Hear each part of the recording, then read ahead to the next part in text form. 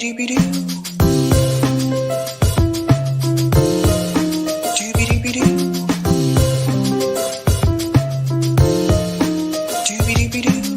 your host, sabrinasalvati.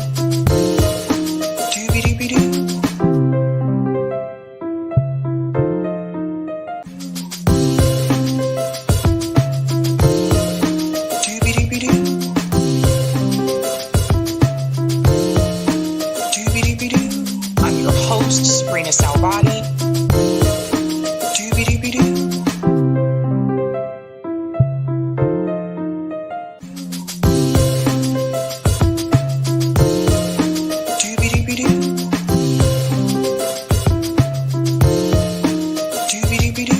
I'm your host, sabrinasalvati. Ranking Member Plaskett, I'm not a so-called journalist. I've won the National Magazine Award, the I.F. Stone Award for Independent Journalism, and I've written 10 books, including 4 New York Times bestsellers.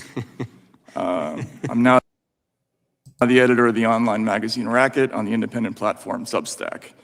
I'm here today because of a series of events that began late last year when I received a note from a source online. It read, Okay, starting off with a cold open. That was a little bit of a teaser there. Yes, I did listen to the entire hearing in Congress this morning about the Twitter files. We are going to heavily discuss that hearing tonight. So welcome to Sabby Sabs podcast. I'm your host, Sabrina Salvati.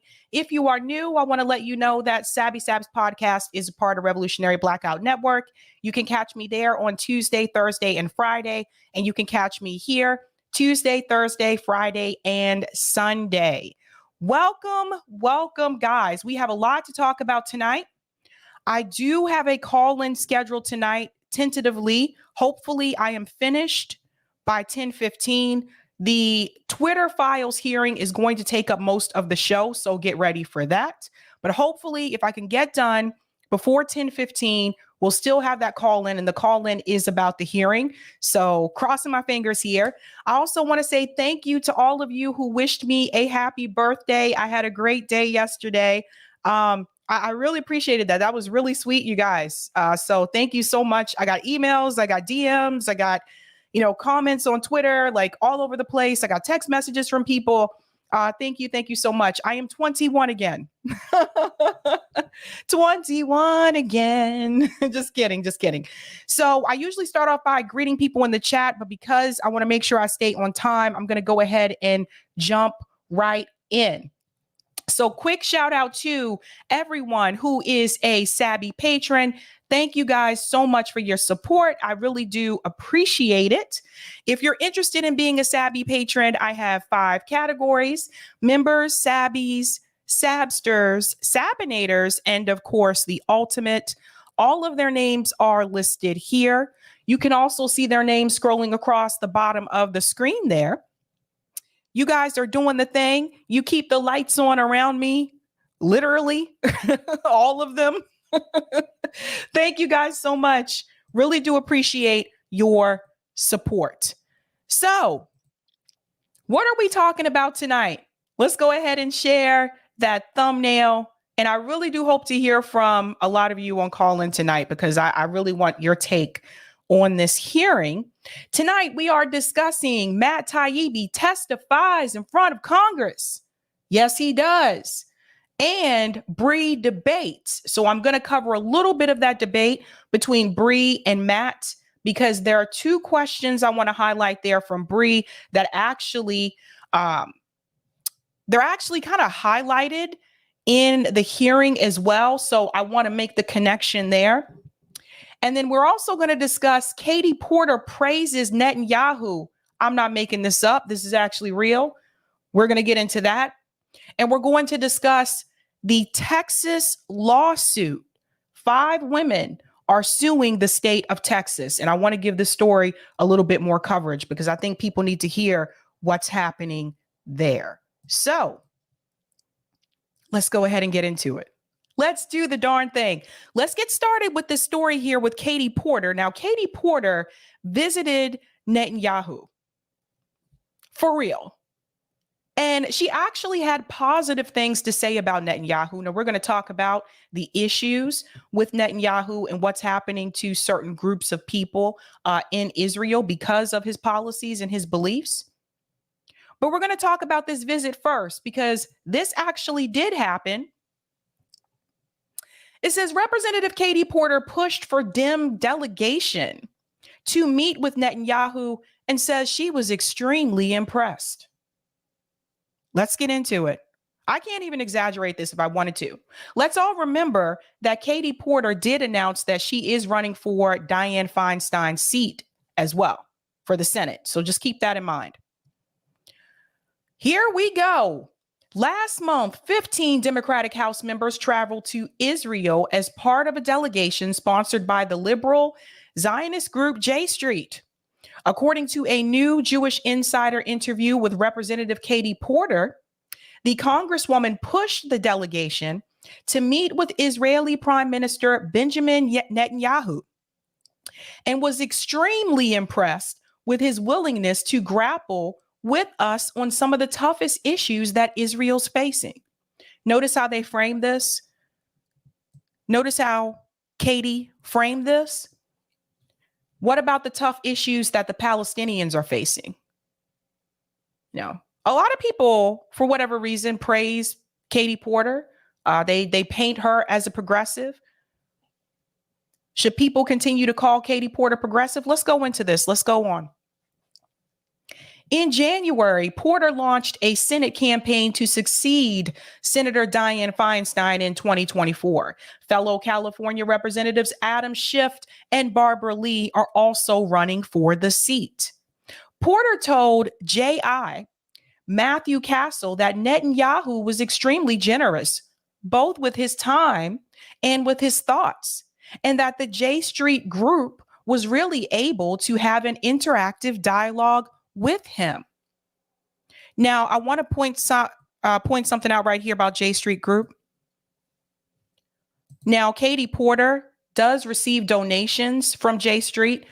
It's tricky how they do it on Open Secrets if you're not really paying attention, because they have one column that says individuals and one column that says PACs. So Katie Porter takes individual dollars from J Street. That's people who work at J Street. But she doesn't take PAC money from them. And this is what some of these progressive politicians have been doing. They're taking money from some of these groups that I would say are corporate, but they're not taking it as PAC money. They're taking it as individual money. So they're still able to stand up and say, I'm not taking any PAC money. But there's still interest attached to this. Obviously, if you're getting donations from people that work at J Street Group, obviously your opinions and your politics is not going to go in the favor of the Palestinians there. So let's go on. I was extremely impressed with his willingness to kind of grapple with us at some of the toughest issues that Israel's facing. Everything from judicial reform, an issue that we're having questions and discussions about right now within the Democratic Party here in the U.S., to issues about the West Bank and about settlements. We emphasized, and I think Netanyahu emphasized back, that there's a long-term project here, which is to have a vibrant, secure, Jewish democratic state of Israel. And that in order to do that, there needs to be opportunities for the Palestinian people to have their own elected government and governance and land. Long story short, that's two-state solution. Now, we interviewed the Palestinian Network on RBN, and they made it very clear to us that the two-state solution is not a good option. We have to think about who has the power. So if you have a two-state solution, you have the Palestinians and you have the Israeli people. You can already see, and we've shown the maps on this, the Palestinian people have been slowly, but over the decades being pushed out. So there's less, right? The Palestinians are in the minority here. So if you have a two-state solution and you have these two governments, it's still an issue because the Israeli government is the majority. So the Palestinian people are still going to be at a disadvantage. This is the point I think more people need to mention, that more people need to bring up. That's not just an easy option. And again, I was educated about that from the Palestinian Network. Let's go on. But we shouldn't let, oh, here we go, right here. How we get there is unclear right now. Of course it is. But we shouldn't let the impediments to that progress prompt us to give up on the goal, given its incredible importance to Israel and to the region and to the United States. Notice how she framed this, the incredible importance to Israel, not to the Palestinians, to Israel, the region, and the United States. They're very careful with their rhetoric here. Again, you have to look at who's funding her. Porter has emerged as a progressive favorite in recent years as a result of her fierce advocacy for consumer protection and forthright questioning of right-wing officials during congressional hearings. She's not known for her foreign policy positions and admits to Castle that she is new to the issue. So she admits she's new to the issue of foreign policy, but here she is bragging to people, telling them that she was impressed with Netanyahu. Is she aware of his foreign policy decisions? Let's go on. But she certainly doesn't typically vote with the relatively small group of House members who champion the rights of Palestinians. You see this right here? You see that? She's not a co-sponsor of Representative Betty McCollum's bill aimed at impeding Israel's detention of Palestinian children. She voted in favor for additional $1 billion in the Iron Dome funding in 2021 and backed a 2019 House resolution condemning the nonviolent BDS movement. Notice how they framed this, and I'm glad they framed it that way. Yes, it is a nonviolent movement. She is against it. She's against BDS. She's another one. So I would say when we talk about these progressives, so to speak, I would say people like Katie Porter, Richie Torres, and Hakeem Jeffries can all be put into the same group. They're the ones that they've been able to fool people into thinking that they're progressive because they may be good on a couple of domestic issues, but not all the way there yet. They may not take as much PAC money. She still does take PAC money, by the way. You can look it up on Open Secret. She does take some PAC money, but the majority of what she takes for donations is not. So they're the ones, they're the tricky progressives, so to speak, because they're the ones that have been able to fool people into thinking that they're actually progressive when they're not, especially when it comes to foreign policy. Hakeem Jeffries doesn't even agree with Medicare for all, but they call him progressive. Let's go on. She's also praised the tightening of sanctions on Iran. On Iran, excuse me, sanctions on Iran. You see this? Okay, this is who Katie Porter is. Porter also told Castle that she has reached out to local AIPAC officials for Middle East analysis and read Noah Tishby's 2021 book, Israel, A Simple Guide to the Most Misunderstood Country on Earth.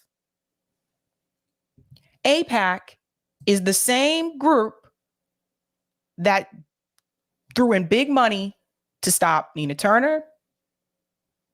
It's the same organization that Bakari Sellers actually championed to create a pact with to prevent Rashida Tlaib from winning re-election. This is who she's aligning herself with. Tishby, an Israeli actress and special envoy for combating anti-Semitism and the delegitimization of Israel, is an outspoken opponent of the BDS movement and advocate for the International Holocaust Remembrance Alliance controversial working definition of anti-Semitism. She regularly equates Judaism with Zionism and claims that anti-Zionism is inspiring attacks on the Jewish people. Let's talk about something here for just a second. It's interesting how people, they're willing to point that part out. Katie Porter is willing to sit down and read a book to understand what's happening to the Israeli people Is Katie Porter willing to sit down and read a book to understand what's happening to the Palestinian people? It's really interesting to me, the number of people who jump on board for I am against BDS, but she just told you so herself. She's not good on foreign policy. Has she sat down and read a book about that? Has she spoken to someone like Rashida Tlaib, who is Palestinian and does advocate for the Palestinian people? We got some issues with Rashida too, because she also hypocritical. But has she had that conversation with one of her own members in her own party? Let's go on. We go down to this part here. Zionism is a movement for Jewish liberation and self-determination in a Jewish, not exclusively Jewish state, Tishby told the crowd at a pro-Israel rally in 2021. It's about the Jews, their right of Jewish people to live as free people after millennia of persecution in our ancestral land. When ignorant crowds and some supermodels on Instagram hatefully, irresponsibly spread these lies about Zionism, when they chant from the river to the sea, Palestine will be free, when they engage in the modern day libel of blaming Israel as a genocidal state, they shouldn't be surprised when that demonization results in Jews being attacked on the streets of this beloved country. Let's talk about the attacks for a second. Based on the videos that I've seen, and based on the numbers, and based on the maps throughout the decades, the majority of people that have been being attacked there are the Palestinian people. And we can't just talk about the attacks on the Palestinians without talking about the attacks on the Ethiopians who are also in Israel. A lot of times people mention this. They talk about the Palestinians and the Israelis, but a lot of them are not mentioning that there are also Ethiopian Jews who live in Israel as well. And they are also being attacked, racially attacked. Mint Press News has done a really good job of covering this, by the way. They have the video footage. So the Israeli government doesn't want them there either. Let's go on. In addition to J Street, Porter's congressional campaigns have been backed by Democratic Majority for Israel, a lobbying group created for the expressed purpose of stomping out the growing concern for Palestinians within the Democratic Party. In 2018, Twitter post DMFI board member Archie Goatsman declared that Gaza was full of monsters and that it was time to burn the whole place.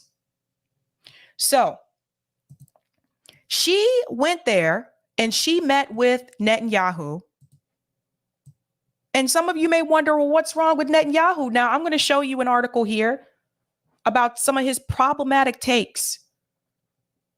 And it's not just me calling this out. There are also other politicians in DC that have called out the growing concern for his far right principles in Israel. Now, The Guardian had a take on this. This is coming from The Guardian. Netanyahu is Israel's own worst enemy. Why won't Western allies confront him? This is coming from Simon Tisdall. Now, this article was written this year, January 2023. And there's Netanyahu.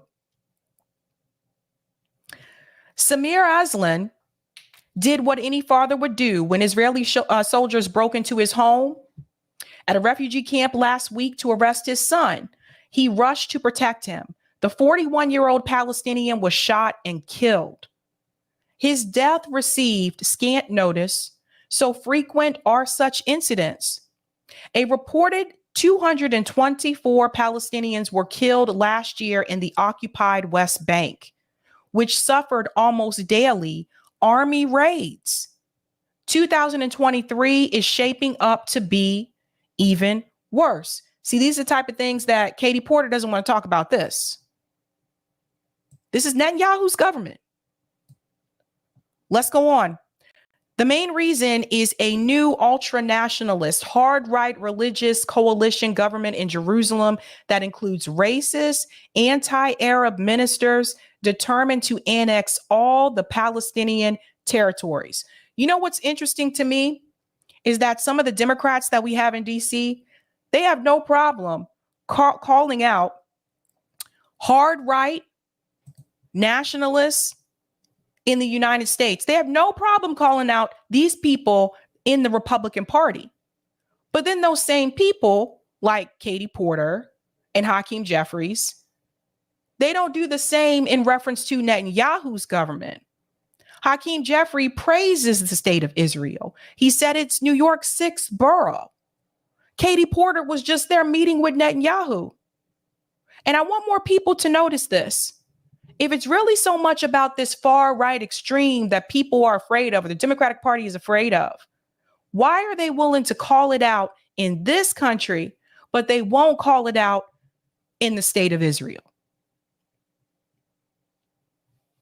Probably because there's some donations thrown that way. Let's go on.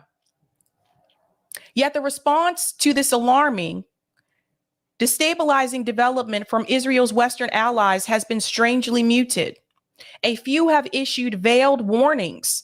None has imposed the sort of sanctions or boycotts leveled in the past on political extremists in other countries. The coalition's objectable plan raised a broader, uncomfortable question for the U.S. and Europe, reaching beyond the too familiar abuses of impunity and military occupation. In short, can Israel still be considered a reliable, law-abiding ally that shares a set of common values and standards with Western democracies? Maybe this is why governments are keeping stum. In critical respects, Israel's under Prime Minister Benjamin Netanyahu's self-perpetuating leadership is a liability. You see this? Is a liability. Again, this is the Guardian calling this out, not the Democrat politicians for the most part in DC. The Guardian is a liberal outlet. Make it make sense. It obstructs a two-state solution to the Palestinian conflict and scorns the UN and international law. It refuses to back sanctions over Russia and Ukraine.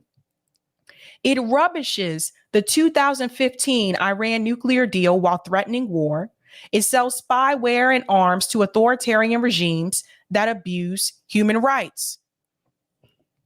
It sells spyware and arms to authoritarian regimes that abuse human rights. So does the U.S. government. Maybe that's the connection. Didn't the U.S. government sell arms to Saudi Arabia? Didn't Saudi Arabia use those arms against people in Yemen? Guardian's not going to say that part, though. Worse still, perhaps, Netanyahu's band of bigots is actively undermining Israel's democratic institutions and civil rights, such as peaceful protests and LGBTQ rights. Again, this is another issue. And as much as Democrats like Kamala Harris and Joe Biden and all of them want to champion and fight for LGBTQ rights in this country, as much as they like to get on TV and say that we have to protect these marginalized groups in this country from the far right, they seem to have no problem with those same issues happening in the state of Israel, and they have no problem backing their leader. This is why I continue to say it's not really about left versus right. It's about money. It's about who the donors are. And so a lot of these politicians, they're getting money from groups like AIPAC. They're getting money from groups like J Street. That is why they go along with this. Let's go on. Many Israelis, both Jews and Arabs, passionately oppose the government. Senior politicians warn of civil war. Diplomats and generals are mutinying. But reckless, opportunistic Netanyahu doesn't care. Conventional imperatives for treating Israel different from other countries read like this. Israel is the Middle East's only genuine democracy. It must be supported. It is surrounded by hostile regimes seeking its destruction. It must be defended. Remembering the Holocaust, Europe and America owe the Jewish people an eternal debt and must be honored. America also owes African Americans who are descendants of slavery and eternal debt, but they don't want to honor that one.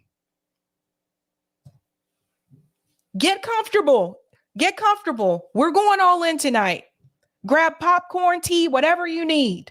We're going all in. No holding back. You see how this works? It must be honored for another group of people, for another country. But when it comes to African American descendants of slavery and you want to bring up reparations, can't honor that though. And that's a debt that's owed. Let's go on. This ingrained thinking informs but does not excuse reluctance to confront the far-right zealots. Finance Minister Bezalel Smotrich, leader of the religious Zionist party who advocates annexation of the entire occupied West Bank, is now in charge of settlement construction. One of his first acts was to seize 40 million in Palestinian Authority funds. It goes on. Itamar Ben-Gvir, co-leader of Jewish Power Party, who was previously convicted for inciting racism, is the new national security minister. He began by ordering a police crackdown on Israeli anti-government protests, banning Palestinian flags, and paying a deliberately provocative visit to Jerusalem's most sensitive holy site. Netanyahu's coalition is moving quickly to tame the judiciary, the very same justice system that is prosecuting him for alleged corruption. Meanwhile, criticism grows risky. Fogel of Jewish Power last week accused opposition leaders Lapid and Gantz of treason against the homeland. Little wonder President Isaac Herzog felt the need to call for calm. U.S. President Joe Biden, a stalwart Israel ally, views upholding democratic values as the defining global struggle of the age. Netanyahu's close association with democracy, destroying Donald Trump, enthusiastic endorsements of Brazil's wonderful coup plotter, Bolsonaro, and matey dealings with Russia's Vladimir Putin and Hungary's Orban must have Biden puzzling whose side the sixth-term prime minister is really on. Progressive American Jewish leaders have similar concerns. And there it is there that Joe Biden has no problem supporting someone like Netanyahu, who has these beliefs, who has these ideals, and holds them so much to be true. He has no problem supporting that type of right-wing behavior in Israel and has no problem back in the state of Israel. But he has a problem with it when it happens here in the Republican Party. And what I want to say to you is this: all of these people are bought and paid for. And this is why I continue to tell you, it doesn't matter who runs, because if they're running in this system and where both of these parties are corporately owned, that is who the politicians are going to serve. They're not going to serve the American people. So I want to put this ask out there. For the love of God, can people please stop calling Katie Porter progressive? I'll take that comment on Rockfin, Eric. I'm not having it tonight. Thank you for the tip on Rockfin, Roger. Being progressive on this issue and being progressive on that issue doesn't make you progressive. In totality, you are just progressive on those issues, and that's it. Also, let's not forget, and I'll repeat it again, Palestinians are also Semites. Remember that talking point truth. It may take longer to get the U.S. constitutional amendment to allow lawmakers to regulate big money.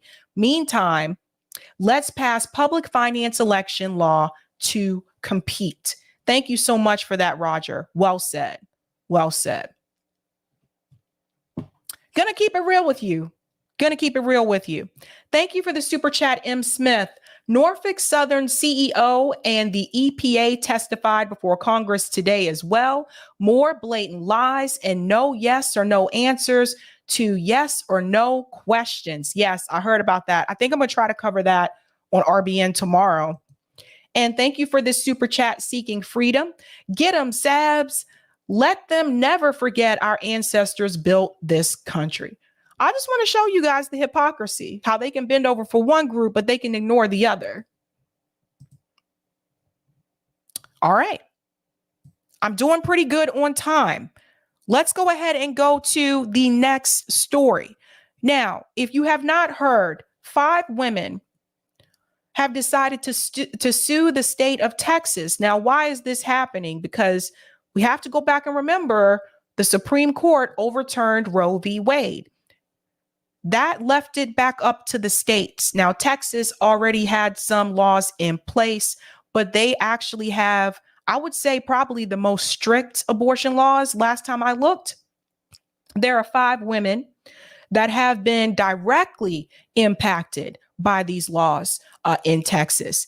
They say the language of the law is somewhat vague, according to doctors. And it put these women in incredible, incredible danger. So they have decided to unite and file this lawsuit. Now, this was a part of Meet the Press. This is the danger I was trying to warn you about leaving the rights up to the states when it comes to a woman's right to choose. Let's get into this story. Welcome back. 5 women alongside 2 OBGYNs are now suing Texas over the state's abortion laws. The lawsuit filed by the Center for Reproductive Rights argues the women were denied necessary and potentially life-saving care because medical professionals throughout the state fear liability under Texas's abortion bans. The lawsuit seeks to clarify the state's law. NBC's Yamisha Alcindor spoke to one of the plaintiffs who says delayed abortion care threatened her life after she was told her baby would not survive. She said pretty quickly, all in one breath, you're going to lose the baby. She's not going to survive. I thought what they would do is go in and intervene immediately, but she told me that they couldn't because the baby's heart was still beating and I wasn't sick. Laws in Texas ban doctors from performing abortions except when a medical emergency endangers a person's life or major bodily function. Those who violate the law could face up to life in prison. Because of the law, I very nearly died. Nothing about this is pro-life. But John Segal, president of Texas Right to Life, who helped craft the Texas Heartbeat Act, says the law is clear as written and that doctors like Amanda's are misinterpreting it. Let's get into that in just a second. If I remember correctly with Amanda, again, I want to say this is someone who did not want to have an abortion. She very much wanted to be a mom. But she faced a medical situation to where that was the only option. And this is the thing that I've said before, I don't really need to hear someone's reason as to why they had to have an abortion. That's really none of my damn business, to be honest with you. And I think it's none of other people's business either. But for the people who make the excuse of, no, we got to be pro-life because there are women who abuse this. There are women who are not responsible. And then they just say, I'm just going to go get an abortion. Really none of my business. It's none of my business as to why you choose to have one. But for the people who continue to say things like, well, I'm against it, except in this situation and that situation, still an abortion. I never understood that. For people who say like, you're taking a life, you're taking a life away. If that's what you believe, and it happens under those circumstances that you say are okay, wouldn't that still be taking a life? Make it make sense, people. Make it make sense. But this is what happens when the Supreme Court decided to leave the rights up to the states. And I warn people about this, that some states are going to be more strict than others, and Texas is one of them. Let's go into the law because he's going to explain why he feels the law is not confusing. Now, some of the doctors are saying the law is confusing, and if the doctors don't understand the law, then they're less likely to act. Let's go on. They are saying they have to delay and wait the days like you're talking about. That is medical malpractice. But if it is uncertain that this child may survive or may not, Texas is saying We don't jump to conclusions. Doctors are saying the law is not clear, and as a result, I'm going to act on the side of being cautious, and that means that I might have to wait for a woman to get sicker and sicker before I can perform an abortion that I know she needs. And that's Notice how he said, if the child is not safe. Notice he didn't say anything about whether or not if the woman is not safe. Notice he didn't say anything about that. If the child is not safe, but he didn't say anything about whether or not if the mother is not safe, if the mother's life is at risk. That's just something I noticed. Let's go on. the wrong conclusion. Nancy Northup is the president of the Center for Reproductive Rights. The issue here is not that the doctors are being too cautious. The reality is, without clarification of this Texas law, without a change in the circumstances that are happening today, it is going to come that women are going to die. In response to the lawsuit, the Texas Attorney General's office said he'll, quote, continue to defend and enforce the laws duly enacted by the Texas legislature. This suit comes as we wait for a ruling by a federal judge in another Texas lawsuit over medication abortion that could pull a common abortion pill off the shelves nationwide. Joining me now is Dr. Bhavik Kumar, a Texas-based abortion provider and co-chair of the Committee to Protect Healthcare's Reproductive Freedom Task Force. Also with me, Liz Sepper, professor of law at the University of Texas. Dr. Kumar, I want to start with you, and thanks to both of you for being here. Can you just react for us to what we have just heard from the plaintiff, Amanda is her name, talking about the fact that she was told her baby would not survive, and yet she couldn't immediately get the care that she says she needed to save her life, and her health was put at risk? Absolutely. It's very difficult to hear that story. And unfortunately, in Texas, it's a very common story that we hear from people. What we see in Texas is that when politicians decide to tell us how to practice medicine, when they have punishments such as the one in the Texas ban where we could potentially go to jail for life, it becomes very difficult for us to have conversations with our patients to give them the options that they deserve. And they are suffering the consequences of that. And that story is something that I've heard from other patients as well, and it's really, really unfortunate, and it's really avoidable. Notice he also said it's a common story. So what you're hearing that has happened to these 5 women, this is not an outlier, according to him.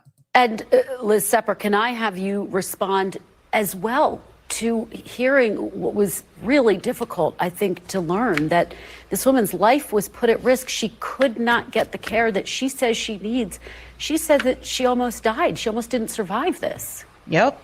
These stories are the tip of the iceberg, and it's because Texas's abortion law is draconian, but it also lacks some clarity. There are provisions that contradict one another. There is an exception for life-saving care that uses terms like serious risk of substantial impairment to a major bodily function without any definitions. These are not medical terms.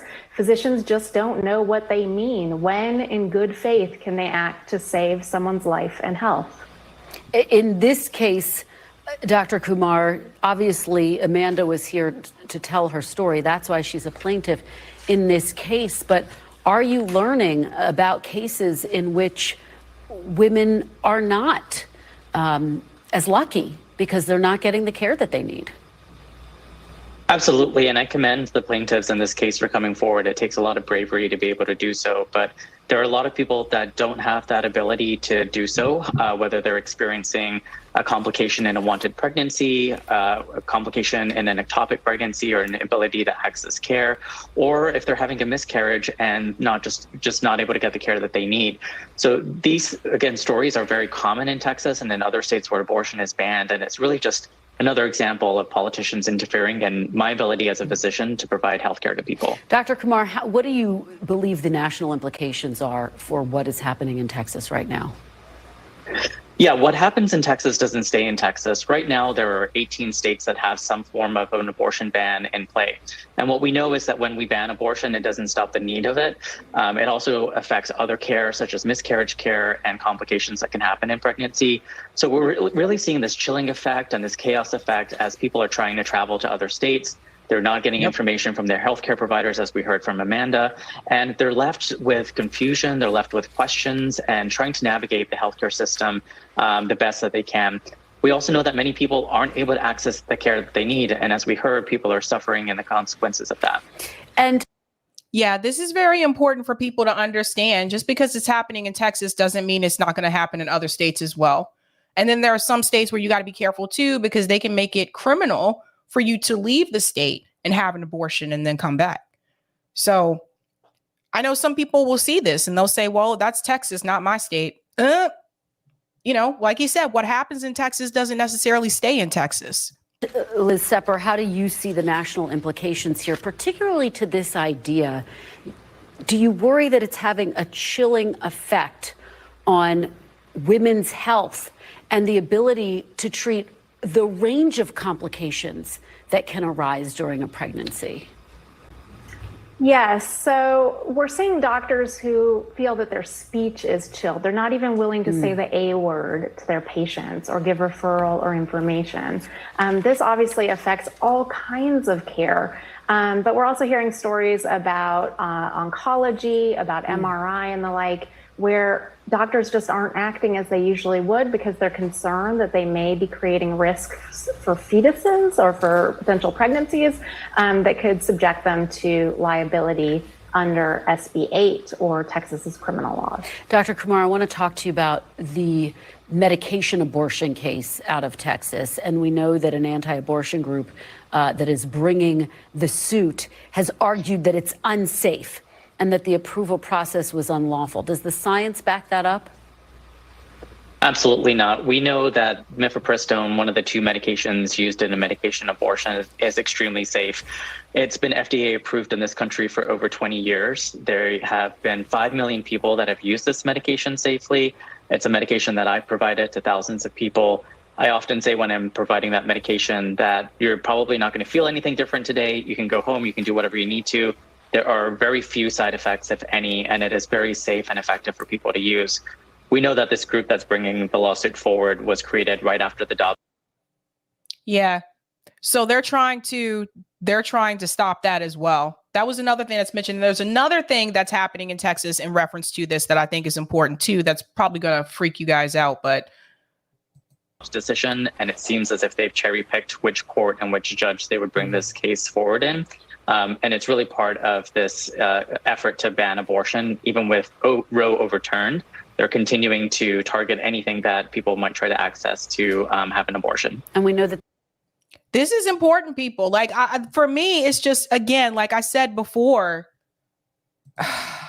this type of behavior can spread. And there's another part to this that's even scarier because Texas is also trying to make it so that you can't even Google abortion providers. I kid you not. Now, this actually, it was, who told me about this? Ron? Wasn't it Ron? Yeah, Ron told me about this. This is crazy and this is very scary. All right. Now, this borderlines along with censorship. So at this point, it's not even just about an abortion anymore. Now they're starting to censor what you can search for on the internet. Abortion websites would be blocked in Texas under new bill. The proposal would open the door to punishing everyone from web hosts to domain name providers. You see what's happening here, guys? You see why this is so scary?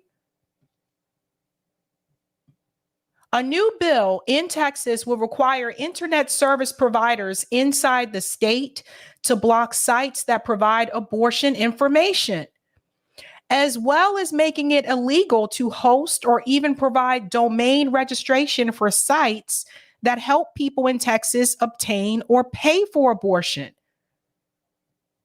Guys, this right here, as well as make it illegal to host or even provide domain registration for sites that help people in Texas obtain or pay for abortions. This is borderline authoritarian behavior. You see what's happening here? They're trying to make it to the point that now you can't even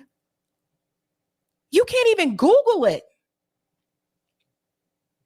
They're really trying to make it almost virtually impossible for a woman in Texas to find a way for means of an abortion. This is censorship, you guys. They're now in the Google space like this. And this is going to lead to the Matt Taibbi story we're going to get into next. They're trying to make it into the Google space. So again, one of the things that some people have said to me is like, how many times are people going to talk about the Twitter files? It's not that important. I think censorship is important. I think, government agencies stepping in reference to Facebook, in reference to Twitter and any other platforms, and telling them who they can keep and who they can't keep, and telling them which stories they have to suppress and which stories they have to remove. I think that's a problem. And what I was trying to get across to people back then is that censorship spreads. It doesn't just stay with the Twitter files. Now we have censorship affecting abortion. So it goes on to say here, the bill filed February 23rd by Representative Steve Toth attempts to crush access to services that ship the pregnancy-terminating drugs, mifepristone and misoprostol, as well as aid funds that raise money to cover the cost of abortion-related expenses. Under the new bill's rules, it would be unlawful to create, edit, upload, publish, host, maintain, or register a domain name for an internet website, platform, or other interactive computer service that assists or facilitates a person's effort in obtaining an abortion-inducing drug. This is why censorship is a problem. You're right. Terry's right. We really don't have any freedom here. You see, this is a problem. This is a problem. And this goes back to the net neutrality issue. There needs to be some type of regulation here, some type of regulation with big tech. And this idea that we still have like this freedom of speech, is this freedom of speech to you?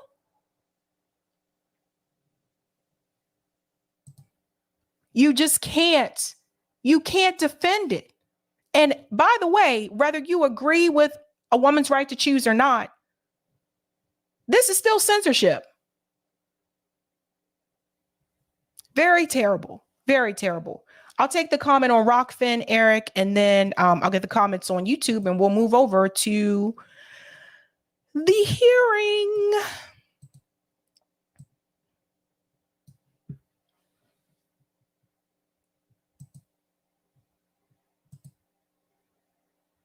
Oh, I don't know how. Oh, thanks. Thank you so much for the tip, Roger. Actually, I'd argue leaving it up to the states is dangerous for those states that don't allow voters to ratify their own amendments to their state constitution using the CBI process. I trust people more than I trust politicians to know what's best for them. Unfortunately, Texas is not one of those CBI states. That must change. What this thing about we have to preserve life, Trayvon Martin was a baby. That's a good point. That's a good point. Thank you for the super chat, Terry. Love your work, Sabby. Thank you so much. Thomas says Florida just introduced a bill to ban abortions past 6 weeks. Governor said he'll sign it. You know what's dangerous about this? It's not uncommon for a woman not to know that she's even pregnant in those first 6 weeks. That's not uncommon. Teddy says everyone should read Matt Taibbi's opening statement to Congress on the Racket site. It is crucial. We're going to get into that in just a second. You're actually going to hear the actual statement from the hearing. But what's up, Ted? All right, guys, take a brief second if you haven't had a chance to do so and smash that like button. That helps me with the algorithm there. And if you're new, don't forget to subscribe if you're new. Okay, Matt Taibbi. He had a hearing today with the House subcommittee about the weaponization of the FBI and the Twitter files. We're going to get into that. I listened to the entire hearing. It was very long, but I did it. We'll get through some of it. Like, I'm going to speed through some things because there's some things that are just repetitive. And I was like, I don't need to hear this again. But we're going to get to that. But before we get into the hearing, I do want to highlight there's two parts of this conversation that he had with Brie that I want to talk about because it actually relates to one of the issues that was brought up multiple times during the hearing today. So we're going to get into this issue here of, do you feel that there was bias in reference to the Twitter files, in reference to whether or not it leaned in favor of the GOP or the Democratic Party? That's actually a poll question that I have attached to the live chat. Go ahead and take that poll, or you can wait till we're done with the segment and then take that poll. Do you believe it was intentional? That's what I asked. So let's go ahead and get into this discussion. We're going to kick it off with this, and then we're going to moonwalk our way into the hearing. I was a corporate attorney for like 6 years. I know. I've heard you say this is about introducing the evidence, right? Yeah. So I maybe I should just ask some more pointed questions about what you know about what documents you're actually being given access to, and what kind of document review, like filtration process, has happened prior to your access to the trove that you have access to. Because you've alluded to having access to particular Slack channels, email date ranges, specific email addresses. But in my experience, and again, there's millions and probably billions of dollars devoted to, document review technology and document forensics, and thousands of attorneys across the country who spend years of their lives doing exactly this work, which is to have an eagle eye out for what you're being given in a disclosure and be able to see what isn't there and make sure that your opposing counsel is actually being responsive to your document request. And there are these very common tricks of saying, well, are they excluding all emails that are being sent to someone's home address because they're saying, oh, well, that's private, when we know that there's many examples of people emailing work home? Are they excluding a document range? Are they claiming something as privileged when it's not really privileged? And I'm just curious how much you know about what kind of filtration happened before you were given access to what you were given access to. So I don't know, but you never do. Like, again, in any reporting situation where any source gives you anything, you never know whether you're getting the full deal or not. The only thing you can do is get what you get and then confirm whether it's true or not, and then go from there. Okay, let me jump in right here for just a second. So that's one of the things that's brought up, and that will be brought up, phrased a little bit differently, but that will be brought up in the hearing that we're going to look at as well. So this is one of the problems that you do run into, I think, for people who are journalists, is that it's true, to Matt's point, is that you honestly never really know for sure if you're getting everything. You may have a source here, a source there. They give you the information that you need. You don't necessarily know what their purpose is. Sometimes you do know why they want to give you this information, but you never really know for sure if you have everything, every single thing. But you go off of what you have, you use your best judgment call, and then you decide whether or not is this newsworthy, right? So I think the point that Matt is trying to make here is that, honestly, it's like this with any story that you cover. You really don't know, even your sources, you don't necessarily know if your sources told you the whole story or not, or if they may have left a couple of things out. So let's go on, because that will be important when we get to the hearing. Follow up on that thought. I've really focused on things that are in themselves newsworthy.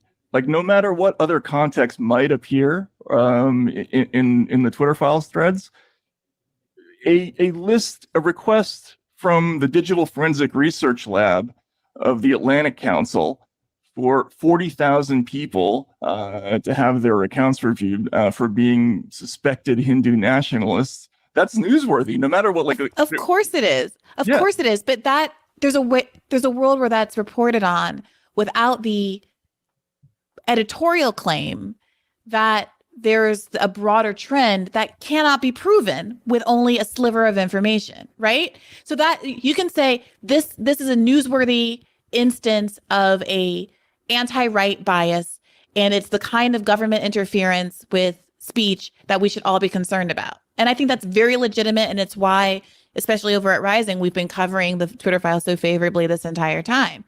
The only and I don't want there to be disproportionality here. I have this opportunity to talk to you, and this is like my pet peeve and my little concern. So I'm focusing like the bulk of this conversation on it. But I do really want to validate overwhelmingly how newsworthy and productive and useful I think this information is. I do just have this concern about how we make claims about what the totality of what is going on in Twitter without having more knowledge about what the document provision protocols have been. And so Glenn brought up this point. I brought this up with Glenn when he was on the show a couple months ago, and he, offered some ambivalence about whether or not he would participate because of concerns about what Elon Musk's goals are and what his priorities are that might differ from a journalist's goals. Obviously, this is not like this is nothing nefarious here, but Twitter, Elon Musk is the CEO of this company. He has an interest in preserving its integrity in certain kinds of ways. He has an interest in it being a money-making, profitable institution. He spent $44 billion on it. Obviously, his interest and your interests are not the same.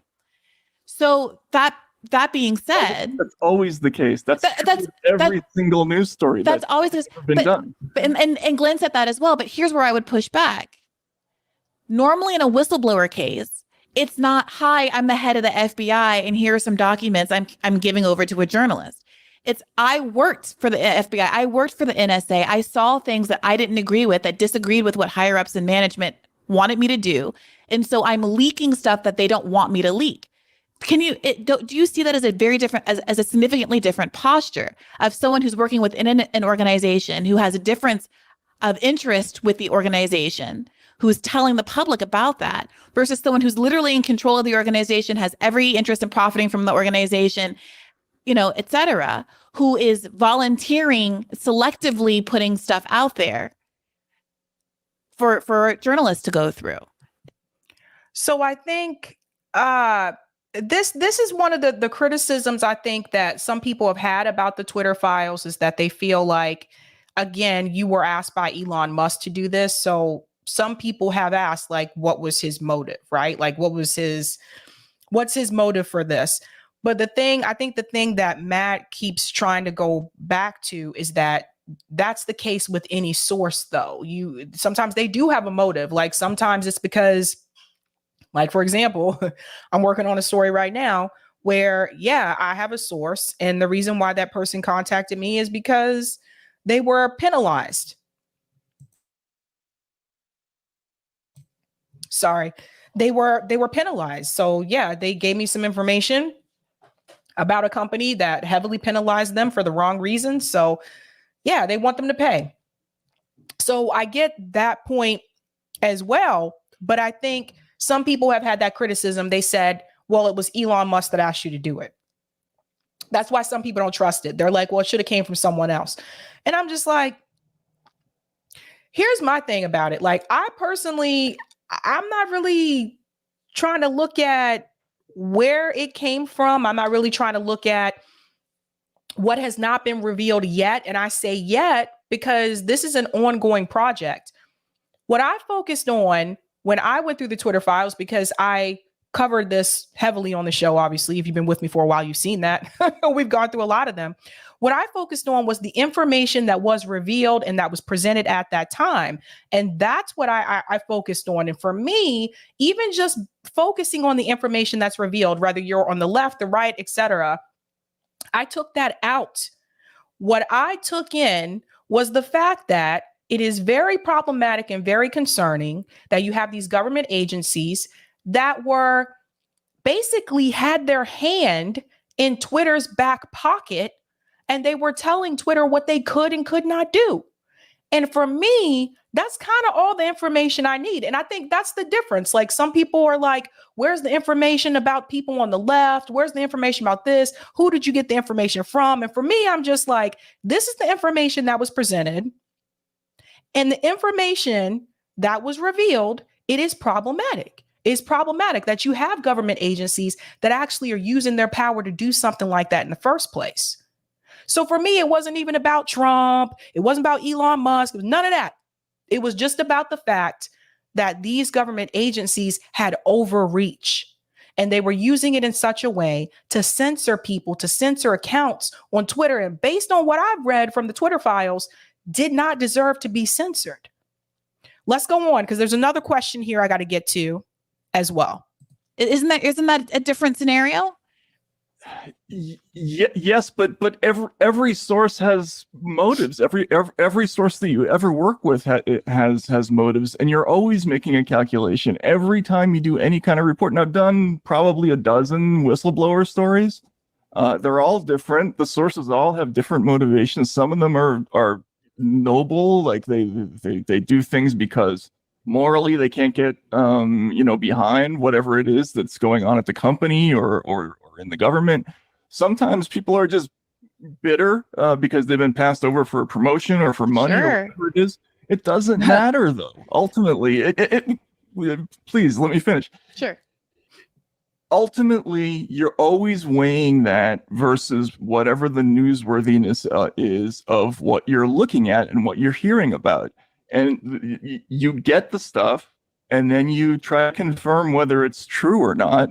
And then as soon as you make that determination, that's when you go forward. I mean, like if I had any belief that there was some hidden trove of communications where there was this massive campaign against left-leaning people that I was somehow missing, that there were, lists from the FBI that were targeting Democrats, for instance, like that were being passed to people like the lawyer Stasha Cardeal or Yoel Roth or whatever it was.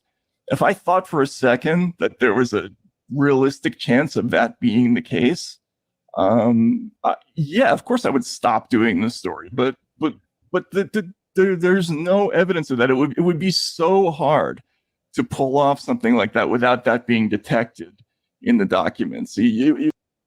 I want to point out too, because this is another thing that comes up when we get to the hearing, is that I want to remind everyone that Matt Taibbi is a liberal. He describes himself as an old school liberal. And I want to remind everyone that Elon Musk has said this on multiple interviews, that he's always voted Democrat. Now, why is that important? Because for the people saying that, oh, they purposely did this just to attack Democrats, I'm like, but they are Democrats. So it's just, I'm going to get to the second point here, which I think is, give me just a second. Can you go ahead and cue up the second timestamp, Eric? We'll get to that point too, because that's another thing that is brought up during the hearing, is this idea that it seems like all the attacks were about the Democratic Party and not about the Republican Party. And, there were some things that were said also about how left-wing accounts were also censored. And I'll get to that in just a second, but let's go ahead and cue this up here. This is the second point that I want to mention. So if I start wasting searches on trying to find whether or not Donald Trump in a fit of pique one night, called up and asked something about Chrissy Teigen, rather than doing what I did do, which is search, every communication that I could find with Elvis Chan and every other FBI agent whose email address that I could find, and immediately focus on that and try immediately to get to the bigger story. This is how the process works. I'm trying to get to the bigger thing as quickly as I can. I'm not going to worry about Donald Trump's stupid request just because idiots at the New York Times and the Washington Post are going to whine about it if I don't. So I also wouldn't be prioritizing. Let's chime in here for just a second. So this piece here where he says he's trying to get the story out as quickly as possible. You want to know why that's really important? Because every now and then, sometimes you have information, you have a source, and you've already written what you needed to write, And then literally like the day before, your source can contact you and say, don't publish that. Don't print that. When I used to write for the newspaper, when I used to write in school, that used to happen. That would happen. And it sucks because you spend all this time doing the research and everything's like, okay, I got the information. Let me just boom and go with it. You do want to get it out as quickly as possible, especially if it's a story that is newsworthy. You want to, I hate to say it, but you want to strike the iron while it's hot. You really want to get it out there, especially if it's a topic that's trending in any type of way. But that point is very important. Like, he got the information that he got. I know he looked through thousands of emails. He talks about this in the hearing. And then he said, okay, time for me to move forward with this. Let's get this out as quickly as possible. And one of the conditions with the Twitter files was that it had to be released on Twitter. And then later on, Matt Taibbi will write about it on his Substack, but that was one of the conditions, that it had to be released on his Twitter. So there were certain rules that he had to, abide by. I don't know if I necessarily, like, if I was Elon Musk per se, would I have made that rule? Probably not, but this is the job that he took, and that was the rule that was made there. Donald Trump's request. But I think that's such an important, this is such an important acknowledgement here. It's useful for the public to know. I'm very interested to know that you feel like there is a limited number of requests you can make. And you don't know how many, but that you have to make internally, you have to prioritize searches, that there's not some sense that you can kind of comprehensively look forever, that you have to rank internally your own priorities, which obviously is your prerogative, and your priorities are yours and my priorities are mine. But what that does is it's an artificially imposed limitation that I think prevents anyone from making claims about what a full search in its entirety would actually yield, right? So for me, I also wouldn't be prioritizing Trump. If I'm going to be fully honest, my first search words would be Bernie, socialism, Bernie. I would like go through all of my Twitter people who I know have claimed to be shadow banned and blocked and had their accounts taken down over. So I think Matt Taibbi has had this question a couple of times on different interviews. Here are some of the things he did say he looked for. He did look for Julian Assange. So that was another one that came up. He did say he looked for issues with Palestinian pro-Palestine accounts, so to speak. Another one, I believe he said he did find that there was suppression when it came to the World Socialist website and also the Yellow Vest in France. So those are, again, our left, organizations. I don't think that Matt Taibbi was probably looking for Bernie Sanders per se. I think he was looking for issues, or some of the things he said he found was like 2016, some going back to 2019. I think he was looking for issues where, technically these government agencies intervened and played their hand in a way that they shouldn't have. And so maybe for Matt, maybe something like Bernie Sanders was not, maybe he did not consider that to be priority. I don't know. Like for him, he probably was just like, meh, because we all know that. I think he probably thought to himself, like, we all know what happened to Bernie Sanders. We know they played him. We know they cheated him. Like, we all know those things. So he probably didn't feel like that was something that he needed to look for. So that's probably why you didn't see that information. I'll play a little bit more of this and we'll get to the hearing. Years. And I would look for requests for Hillary Clinton and some of the pedophile disclosures about what journalists they thought were friendly and all this kind of stuff. And that's what I would be searching for, because that's my priority. I'm not saying it's the most important thing in the world. I'm not saying it's more important than what you've been searching about in terms of FBI interference. It probably is not. So I acknowledge that. I accept that. I have no problem with that. But it needs to be, I think, foregrounded. That this is not a comprehensive search, that I'm not looking through everything, that I don't have the ability to look through it because, frankly, I'm being limited, not necessarily nefariously. I'm not saying it's because of Elon Musk, I don't know that I'm being limited. But you just told us that you're being limited, that you feel like you can't ultimately make an unlimited number of search requests. I'm being judicious about what I ask for. Let's put it that way. But why? Because you feel like there's only so many requests that you can make? Maybe. You never know. I don't know. I don't know. I don't own the company. I don't control the situation. So were you told that this is very expensive and difficult to do these requests? So this isn't a No. bonanza. This isn't a free for all. No, but I've been doing this job for a long time, and I know that things change with sources, and you never know what the situation is going to be tomorrow. You have to act as quickly as you can to get the story that you can as fast as you can. Okay, and let's go ahead and leave that there, and let's get into the hearing. Now, I'm going to start right at the beginning of Matt Taibbi's opening statement, which I thought was pretty powerful. They did their best to try to smear him and Michael Schellenberger. I'm sorry, Michael, I forgot to put you on the thumbnail as well, because when I made that thumbnail, I was like, I thought about it after the fact and it was already done and it was too late. And then you got to go back and change everything else. And I was like, crap, I forgot to put Michael on there. But Michael Schellenberger was also present.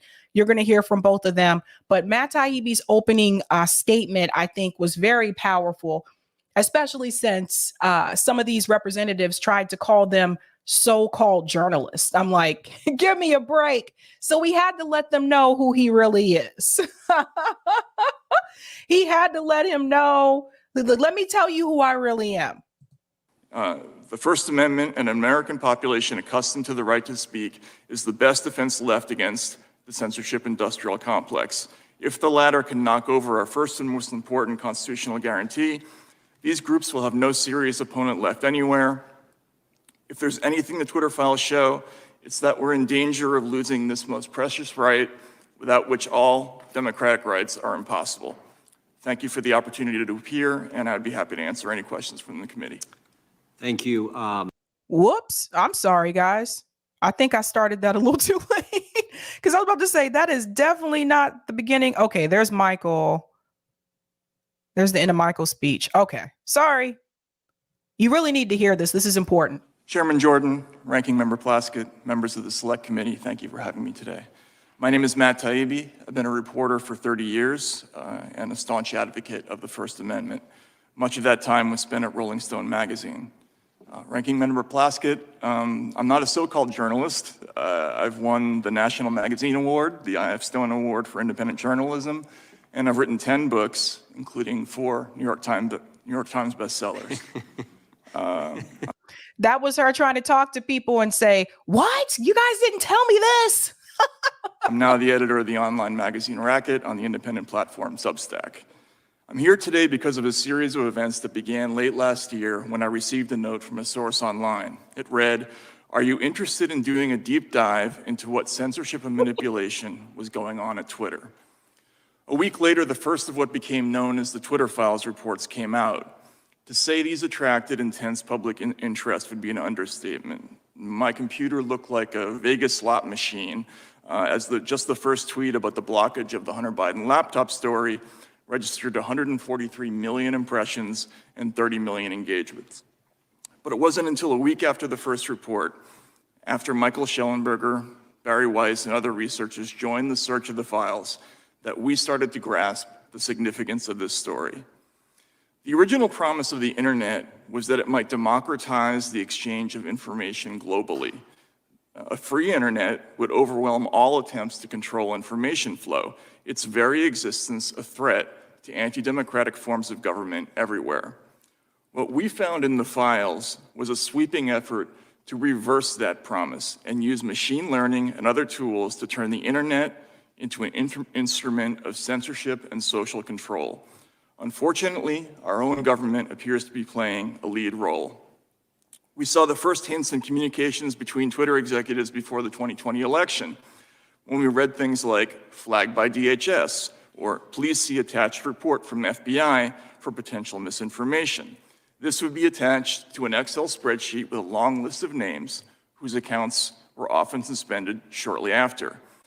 Again, Ranking Member Plaskett, I would note that the evidence of Twitter-government relationship includes lists of tens of thousands of names on both the left and right. The people affected include Trump supporters, but also left-leaning sites like Consortium and Truth Out, the leftist South American channel Telesur, the Yellow Vest movement. That, in fact, is a key point of the Twitter files. That is See, I just wanted to make sure you heard that part right there. There were left accounts that were also affected as well that he did mention. It's neither a left nor right issue. Following the trail of communications between Twitter and the federal government across tens of thousands of emails led to a series of revelations. Mr. Chairman, we summarized and submitted them to the committee in the form of a new Twitter files thread, which was also released to the public this morning. We learned Twitter, Facebook, Google, and other companies developed a formal system for taking in moderation requests from every corner of government, from the FBI, the DHS, the HHS, DOD, the Global Engagement Center at State, even the CIA. For every government agency scanning Twitter, there were perhaps 20 quasi-private entities doing the same thing, including Stanford's Election Integrity Partnership, NewsGuard, the Global Disinformation Index, and many others, many taxpayer-funded. A focus of this fast-growing network, as Mike noted, is making lists of people whose opinions, beliefs, associations, or sympathies are deemed misinformation, disinformation, or malinformation. That last term is just a euphemism for true but inconvenient. Undeniably, the making of such lists is a form of digital McCarthyism. Ordinary Americans are not just being reported to Twitter for de-amplification or deplatforming, but to firms like PayPal, digital advertisers like Xandr, and crowdfunding sites like GoFundMe. These companies can and do refuse service to law-abiding people and businesses whose only crime is falling afoul of a distant, faceless, unaccountable, algorithmic judge. As someone who grew up a traditional ACLU liberal, this mechanism for punishment and deprivation without due process is horrifying. Another troubling aspect is the role of the press, which should be the people's last line of defense in such cases. But instead of investigating these groups, journalists partnered with them. If Twitter declined to remove an account right away, government agencies and NGOs would call reporters for the New York Times, Washington Post, and other outlets, who in turn would call Twitter demanding to know why action had not yet been taken. Effectively, news media became an arm of a state-sponsored thought policing system. I'm running out of time, so I'll just sum up and say, it's just not possible to instantly arrive at truth. It is, however, possible, becoming technologically possible to instantly define and enforce a political consensus online, which I believe is what we're looking at. This is a grave threat to people of all political persuasions. The First Amendment and an American population accustomed to the right to speak is the best defense left against the censorship industrial complex. If the latter can knock over our first and most important constitutional guarantee, these groups will have no serious opponent left anywhere. If there's anything the Twitter files show, it's that we're in danger of losing this most precious right, without which all democratic rights are impossible. Thank you for the opportunity to appear, and I'd be happy to answer any questions from the committee. Okay, that's part of his opening statement. He was running short on time. So if you want to see the full statement, go onto his Substack because he has that written there. I think it may also be on Twitter too. I have to go back on there and check. But definitely check out that full statement. We're going to get to some of the questioning because it's very revealing here what you were going to see. How the Democratic Party was supposed to be the party that would champion anti-censorship, how they have moved further to the right. So you're going to see them. They're going to be a lot harder on Matt Taibbi and Michael Shellenberger. And then you're going to see the Republican Party make this claim that you're on the left. I thought you were supposed to be for, anti-censorship. So it's a revealing moment here. It really is. And this is the thing that I hate about partisan politics, because again, people are going to look out for their party. So had it been the other way around, it probably would have been the Republicans giving Matt Taibbi the third degree. But let's go ahead and get into the first line of questioning. And that's what I like to call it, because that's kind of what it is. We'll go to the gentleman here. Here we go. Democratic rights are impossible. Thank you for the opportunity to appear, and I'd be happy to answer any questions from the committee. Thank you, Mr. Taibbi. We appreciate both of your opening statements. The chair now recognizes the gentleman from Louisiana, Mr. Johnson, for 5 minutes of question. Gentlemen, thank you both for being here. It is not surprising that the minority is already attacking you in its opening statement. We apologize to both of you. You shouldn't be treated that way. Some of the defenders of big tech and the Biden administration, as we know, have worked very hard to cast doubts on the legitimacy of your reporting, and some have gone so far to state it's irrelevant if Twitter was suppressing speech in coordination with the federal government. But this morning, we saw a stunning display of their attack of your character. We shouldn't be surprised. This is what the defenders of big government corruption do. This is the playbook. They destroy the messenger. We just saw it here on live television, and everybody can see it for themselves. And the whistleblowers, of course, as well. Look, this is... Yeah, let's make something very clear here. It's not like Matt Taibbi wrote these things himself. Like, he didn't write the emails. And I feel like people were more upset at him because he's the one that delivered the information instead of being upset at the people who actually wrote the emails damning Twitter. Like, that's the part that's really frustrating to me, I think, is like, you guys are mad at the messenger. Very strange, very odd behavior. What we know, what you've documented carefully in the Twitter files are a couple of key facts. People will hear a lot of things today, but this is what they need to know. The federal government, from Democrat members of Congress to intelligence agencies, including the FBI, used Twitter and other social media companies to censor Americans' speech. If the alarm bells are not going off, then you're not paying attention. Over the past 3 years, documents show, they prove what you guys have uncovered here. There's communication between Twitter and the FBI. It was constant, it was pervasive. Twitter was basically an FBI subsidiary before Elon Musk took it over. The Twitter files revealed that by 2020, Twitter was engaged in open information sharing with the intelligence community, and now we know there were many intelligence agencies apparently involved in this. The FBI pressured Twitter to act on election-related tweets leading up to the 2022 election. Of course, they did it in 2020 as well, and Twitter dutifully censored content as a result. Twitter executives restricted accounts. They censored speech that conflicted with the left's narrative. Twitter has used its internal tools to control and manipulate speech considered misinformation, and who was determining that? It was the government bureaucrats. Documents show that Twitter used visibility filtering to restrict certain accounts and posts and removed people from the platform altogether. Yes, and I see Rome's comment here, and I want to highlight this. Rome said Twitter files left out a lot of the left for real. I got my Twitter taken down when I made a video to Biden saying we're not black if we don't vote for him. It was just me looking in the mirror, no words. Yeah, there's been a lot of people I know that have, Twitter has definitely come after them and suppressed them. It's unfortunate. Shout out to Rome there in the chat, but it's been, that's why I'm saying, like, I do know there are some leftist accounts that have been heavily suppressed on Twitter, like to the point where people will actually post a tweet that says, can anybody see this? Do you guys see me here? I just want to know if I'm showing up. So yeah, it's definitely been an issue. Twitter files should be a matter of bipartisan concern for every member of Congress and every American citizen, because it is a bedrock principle of our constitutional system that the government does not get to decide what speech is acceptable or true. Under the First Amendment, Americans have a right to speak freely, regardless of whether their speech upsets the preferred narrative. In fact, that's when it needs the most vigorous protection. Everybody on the left used to believe in that, or at least they purported to. Government and media fact checkers frequently get things wrong.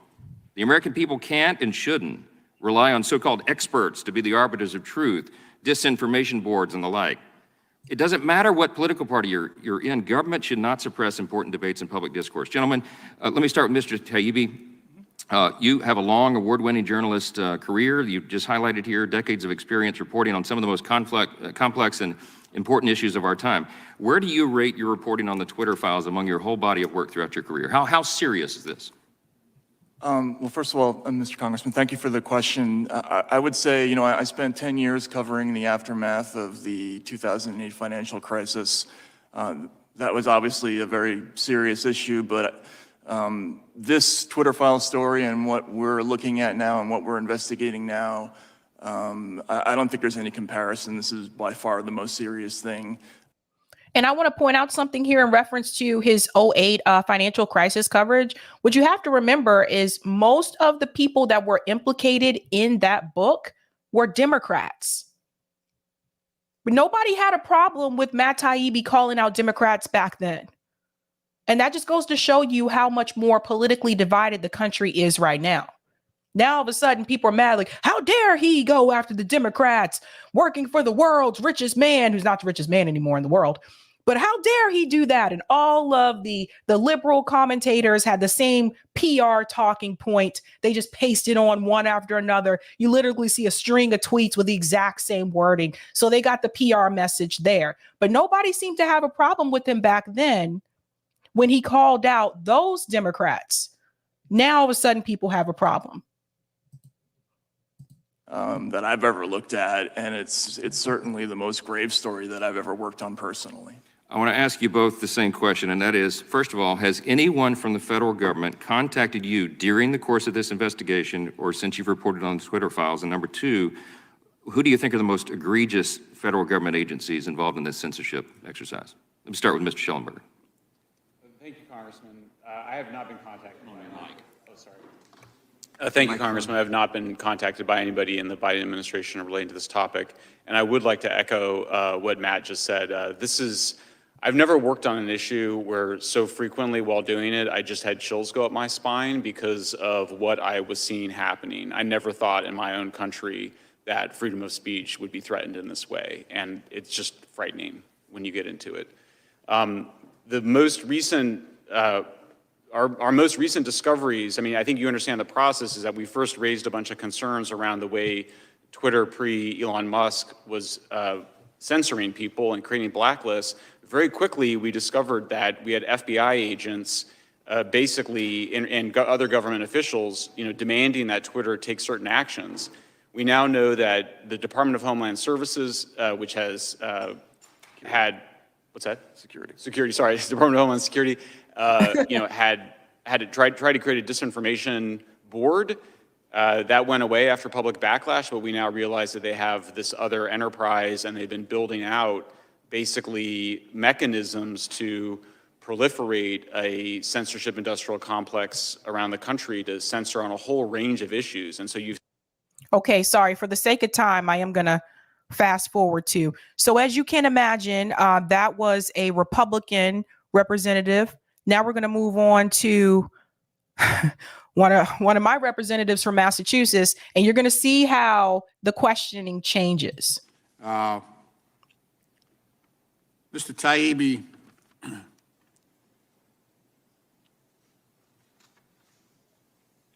in 2019, Special Counsel Robert Mueller unequivocally found that the Internet Research Agency owned by Yevgeny Prigozhin, the same oligarch who runs the Wagner Group, carried out an extensive social media disinformation campaign to help then-candidate Donald Trump and to hurt Hillary Clinton. He also found that the Russian intelligence interfered with the 2016 election via a hack and release campaign, damaging to the Clinton campaign. These particular findings came on the heels of the unanimous assessment on the part of the United States 18 intelligence agencies that Russian President Putin, quote, ordered an influence campaign in 2016 aimed at the presidential election, close quote. They also followed the release of a bipartisan Senate Intelligence Committee report finding that Russia and Vladimir Putin engaged in, I quote, aggressive, multifaceted effort to influence the U.S. president election. You see, he's bringing up Russiagate again. They're still talking about this, you guys. So, Mr. Taibbi, do you believe that the Russians and their oligarch-controlled Internet Research Agency interfered in the 2016 election via this social media disinformation campaign? Do you believe that? Mr. Congressman, my disagreement with the issue is... I think this is basically a yes or no question. You ass. That guy, listen, when I was listening to this morning, I was just like, what an ass. You didn't have to say it like that. I think that this is basically a yes or no question. And you're going to hear that from a couple of other people. They're going to be assholes like that. You calling someone, let them answer the question. You think so or you don't. And I don't have a lot of time, so. Okay, well then I'm going to answer not in the sense that you're putting it. Okay. I think Okay. all countries All right. engage in offensive information Do you- operations. do The you- question is scale. Do you And- believe that and the Russia Twitter engaged files in a hacking, reclaiming my time?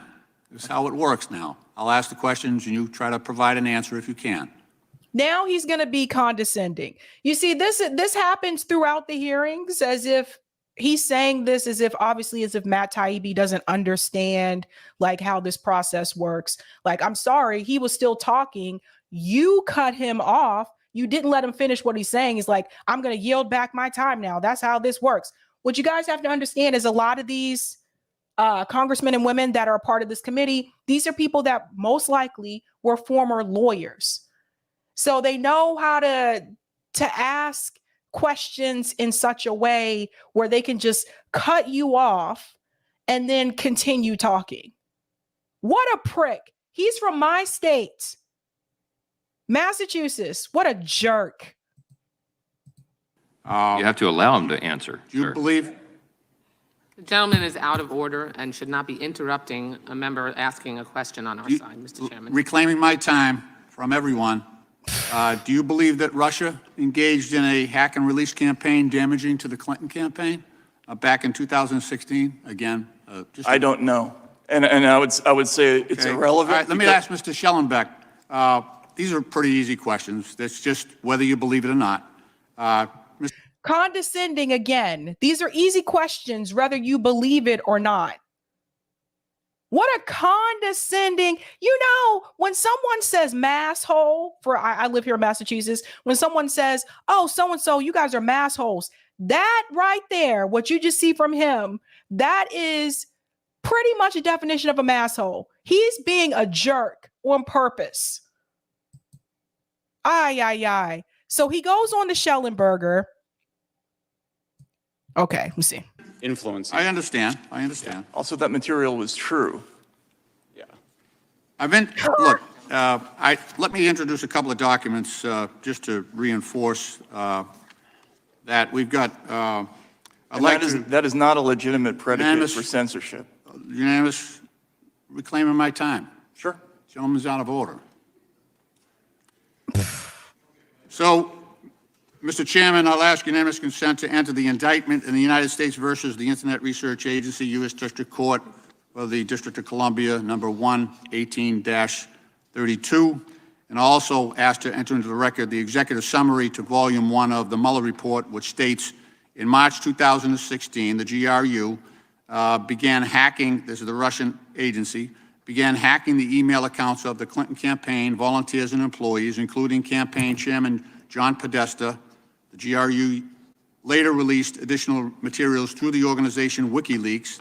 The presidential campaign of Donald Trump showed interest in WikiLeaks releases of the documents and welcomed their potential damage to candidate Clinton. So I've introduced these documents. Without objection. Thank you, Mr. Chairman. I've introduced these documents because it's clear to me that Russia's use of social media to interfere in the 2016 election created abundant abundant reason. Okay, I think for. Wasn't Russiagate debunked? Like, why is he still talking about this? Out of everything that has been released from the Twitter files, this is what you choose to bring up? Social media platforms to be concerned. Gentleman's time has expired. Without objection, these documents are entered into the record. We now recognize the gentleman from California, Mr. Issa, for 5 minutes. Thank you, Mr. Chairman. I'd like to continue along, in a sense, the line we've been on just now. Mr. Taibbi, Mr. Schellenberger, I'll ask both of you. Is it fair to say Russia is a bad actor who is trying to do everything they can to undermine confidence in the United States government and in our form of democracy? Look at how he phrased the question. Is it fair to say that Russia is bad? See, they phrase the question in such a way. It's like, if you say yes, you look bad. If you say no, you look bad, based on if you were involved in releasing these Twitter files or not. So listen to how he framed the question. He's trying to get them to admit that Russia is bad. And if you say no, then you look bad in the eyes of the Democrats, a part of the subcommittee. They're like, oh, then the next thing you know, they'll start saying you're a Putin puppet. If you say yes, then you look bad to the people who supported and advocated for the Twitter file. You see how look at how they phrase the question. That's very important, you guys. I think that's a fair statement. Yes. Okay. Are you familiar with the organization in Europe, the Global I wouldn't have said that, Matt. I wouldn't have said that one on that one. Engagement Center? Yes. Well, it's an American State Department, I'm sorry. But are you familiar with the Global Engagement Center's use of European and other sources to in fact, determine where Twitter files should or shouldn't be, if you will, taken down thousands of names and Twitter files, correct? I'm not sure that Global Engagement Center is taking down Twitter files. I actually wasn't aware of that. I'm sorry. Well, Twitter and the FBI have used this organization and their funding. Well, let me go on to another. Stay on the path I was on. You commented that the scale mattered. Okay, would you elaborate on scale mattering in the attempt to undermine free speech? Absolutely. If I could take this. You know, so a great example of this is a report that. I'm sorry. I want to point out Matt Taibbi showed up with 2 bottles of water because he knew this was going to be a long session. Global Engagement Center sent to Twitter and to members of the media and other platforms about what they called the pillars of Russian disinformation. Now, part of this report is what you would call, I think you would call traditional, hardcore intelligence gathering, where they made a reasoned, evidence-based case that certain sites were linked to Russian influence or linked to the Russian government. In addition to that, however, they also said that sites that, quote, generate their own momentum and have opinions that are in line with those accounts are part of a propaganda ecosystem. Now, this is just another word for guilt by association. Yep. And this is the problem with the whole idea of trying to identify which accounts are actually the Russian Internet Research Agency and which ones are just people who followed those accounts or retweeted them. Twitter initially did not find more than a handful of IRA accounts. It wasn't until they got into an argument with the Senate Select Intelligence Committee that they came back with a different answer. Okay, so scale matters. Yeah, so I want to mention something here. We did talk about that with the Twitter files. Is like some of the accounts that government agencies requested Twitter remove. They weren't. It was just because they retweeted something from an account that these government agencies felt were problematic. So some of them, it was just a simple retweet or a like. I liked that tweet. Like, yeah, so it was very problematic. So basically those government agencies got out of control. I do want to go ahead and head towards Debbie Weiserman Schultz because she's another one that's going to upset you quite a bit. She is not a nice person. She was actually part of the DNC when Hillary was running in 2016. Like she's a piece of work, and you're going to see it in this interrogation right here. Really? You wouldn't agree that a journalist should avoid spoon-fed, cherry-picked information if it's likely to be slanted, incomplete, or designed to reach a foregone, easily disputed, or invalid conclusion? Congresswoman, I've done probably a dozen stories involving whistleblowers. Every reported story that I've ever done across 3 decades involves sources who have motives. Every time you do a story, you're making a balancing test between the public reclaiming interest. my time. Thank you very much. Okay. I ask you this Rude. because before you became Elon Musk's hand-picked journalist, She was so rude. You see how rude she was? You know, when I look at Debbie Weiserman Schultz, like I look at her face, and to me, she just looks like someone who is not genuinely happy. Like I look like when she wakes up in the morning, and it just looks like, and I'm not trying to be mean, but she does not look like a happy person. She just looks like, you know, she's got what's the phrase? Resting bitch face. That's what it is. That's what she looks like to me. It's just like she just does not look like a happy person. I don't know what's happening. and pardon the oxymoron, you stated this on Joe Rogan's podcast about being spoon-fed information, and I quote, "I think that's true of any kind of journalism," and you'll see it behind me here. "I think that's true of any kind of journalism. Once you start getting handed things, then you've lost. They have you at that point, and you got to get out of that habit. You just can't cross that line." Yes, believe it or not, guys, they brought Joe Rogan into this. When I was listening to this earlier today, I was like, I know they did not bring Joe Rogan into this conversation. Aye. Do you still believe what you told Mr. Rogan? Yes or no? Yes or no? Yes. I laughed. Good. Now, you crossed that line with the Twitter files. No. Elon Musk, it's my time. Please do not interrupt me. Elon Musk spoon-fed you his cherry-picked information, which you must have suspected promotes a slanted viewpoint, or at the very least generates another right-wing conspiracy theory. You violated your own standard, and you appear to have benefited from it. Before the release of the emails in August of last year, you had 661,000 Twitter followers. After the Twitter files, your followers doubled, and now it's 3 times what it was last August. So what? Well, so what? Are you jealous here, Debbie, because his Twitter followers increased? This is ridiculous to me. I don't feel like this is relevant. I really don't. Matt Taibbi has a lot of patience because there's no way I could have sat through all of this. I imagine your Substack readership, which is a subscription, increased significantly because of the work that you did for Elon Musk. Now, I'm not asking you to put a dollar figure on it, but it's quite obvious that you've profited from the Twitter files. You hit the jackpot on that Vegas slot machine to which you referred. That's true, isn't it? Why is she acting like Matt Taibbi just became a journalist yesterday? He's written multiple books that have been on the New York Times bestseller list. Why is she acting like he just became known yesterday? That's what's hilarious to me. You hit the jackpot, didn't you? Should we talk about your fun? See, this is why I couldn't be sitting there.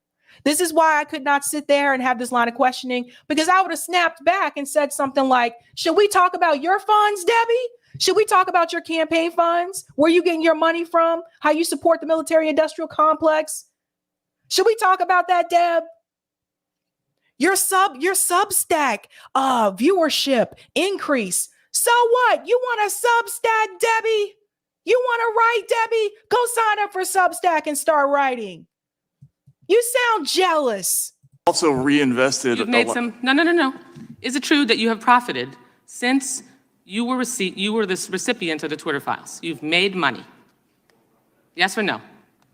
I think it's probably a wash, honestly. No, you have made money that you did not have before, correct? I think the reason why he said it was probably a wash is because, remember, Matt mentioned he was traveling back and forth from the East Coast to the West Coast. And I believe he was paying for that on his own. Remember, he was talking about this earlier, right? This woman is not a happy person. She's just not. Like, it's just yikes. When I heard this morning, I'm like, who pissed in your cornflakes? Okay. So my whole thing is that I feel like, again, this is irrelevant. This is irrelevant to the information that was reported. Journalists are supposed to get paid. Do you work for free, Debbie? No, you don't. Ridiculous. How dare you get paid for doing your job? But I've also spent money that I didn't have before. I just hired a whole group of people to Patently obvious answer, reclaiming my time. Attention is a powerful drug. Eyeballs, money, prominence, attention, all of it points to problems with accuracy and credibility. And the larger point, which is social media companies are not biased against conservatives, and if anything, they ignored their own policies by allowing Trump and other MAGA extremists to post incessant lies, endangering public safety and even our democracy. They kicked Trump off the platform, though, Debbie. Are you going to mention that part? No, you're not. They removed him from the platform. Hypocrisy is the hangover of an addiction to attention. Now, I want to point out another alleged finding from the Twitter files. Mr. Schellenberger, you've referenced several times this $3.4 million that the FBI paid to Twitter in 2020 that was referenced in General Counsel Jim Baker's email. I first want to confirm that nowhere in the email does Baker say that the money was paid to censor information, take down posts, suspend accounts, or do anything relating to content moderation. Is that correct? It is. Thank you. But honest reporting would have explained that the $3.4 million was paid to release information, not censor it. One of my colleagues on this panel repeated your distortions and told Americans this reimbursement was used to, quote, censor certain stories. That's a flat-out lie. Mr. Schellenberger, are you aware of Section 2706 under the Stored Communications Act? It says when social media companies comply with subpoenas, warrants, or court orders, it costs them money, so they get reimbursed. The FBI makes these requests and reimbursements to discover evidence then run relevant to a criminal investigation. Let me repeat that. The FBI makes these requests to help catch the bad guys. That helps keep child predators off social media sites. It helps keep violent criminals off our streets. I support the FBI and our law enforcement agencies. It would be nice if our Republican colleagues did the same and not fabricate explanations for payments that are defined for clear purposes in. Of course you support the FBI. Of course she does. Let's stop pretending like the FBI is out here all the time trying to find like serial killers, like you see these shows like CSI and all that kind of stuff. Let's stop pretending that they're spending a lot of their time doing that, because they had a whole hell of a lot of time to try to police Twitter executives and tell them what they can and cannot have on their own platform. So let's stop, Debbie. I, for one, support the FBI. Of course you do. Of course you do. You're corporate and corrupt. Jesus. I think Debbie's still mad that Hillary lost. Federal law. My time is just about wrapped up. May I respond? The truth is that social media companies are unregulated monoliths. They pose danger to individuals. They allow posts that bring harm, and that's the bottom line. That the other side will not tell you. I yield back the balance of my time. Generally had no time to yield. Nothing positive for me to say about the FBI. Thank you so much for that, JB. They're busy going after people like Dr. King and Fred Hampton. Exactly. And it was just revealed. We talked about this a couple of days ago, that they finally announced that it was the FBI along with the CIA and the NYPD that killed Malcolm X. So no, let's stop pretending like the FBI is this great organization, this great agency. Get out of here.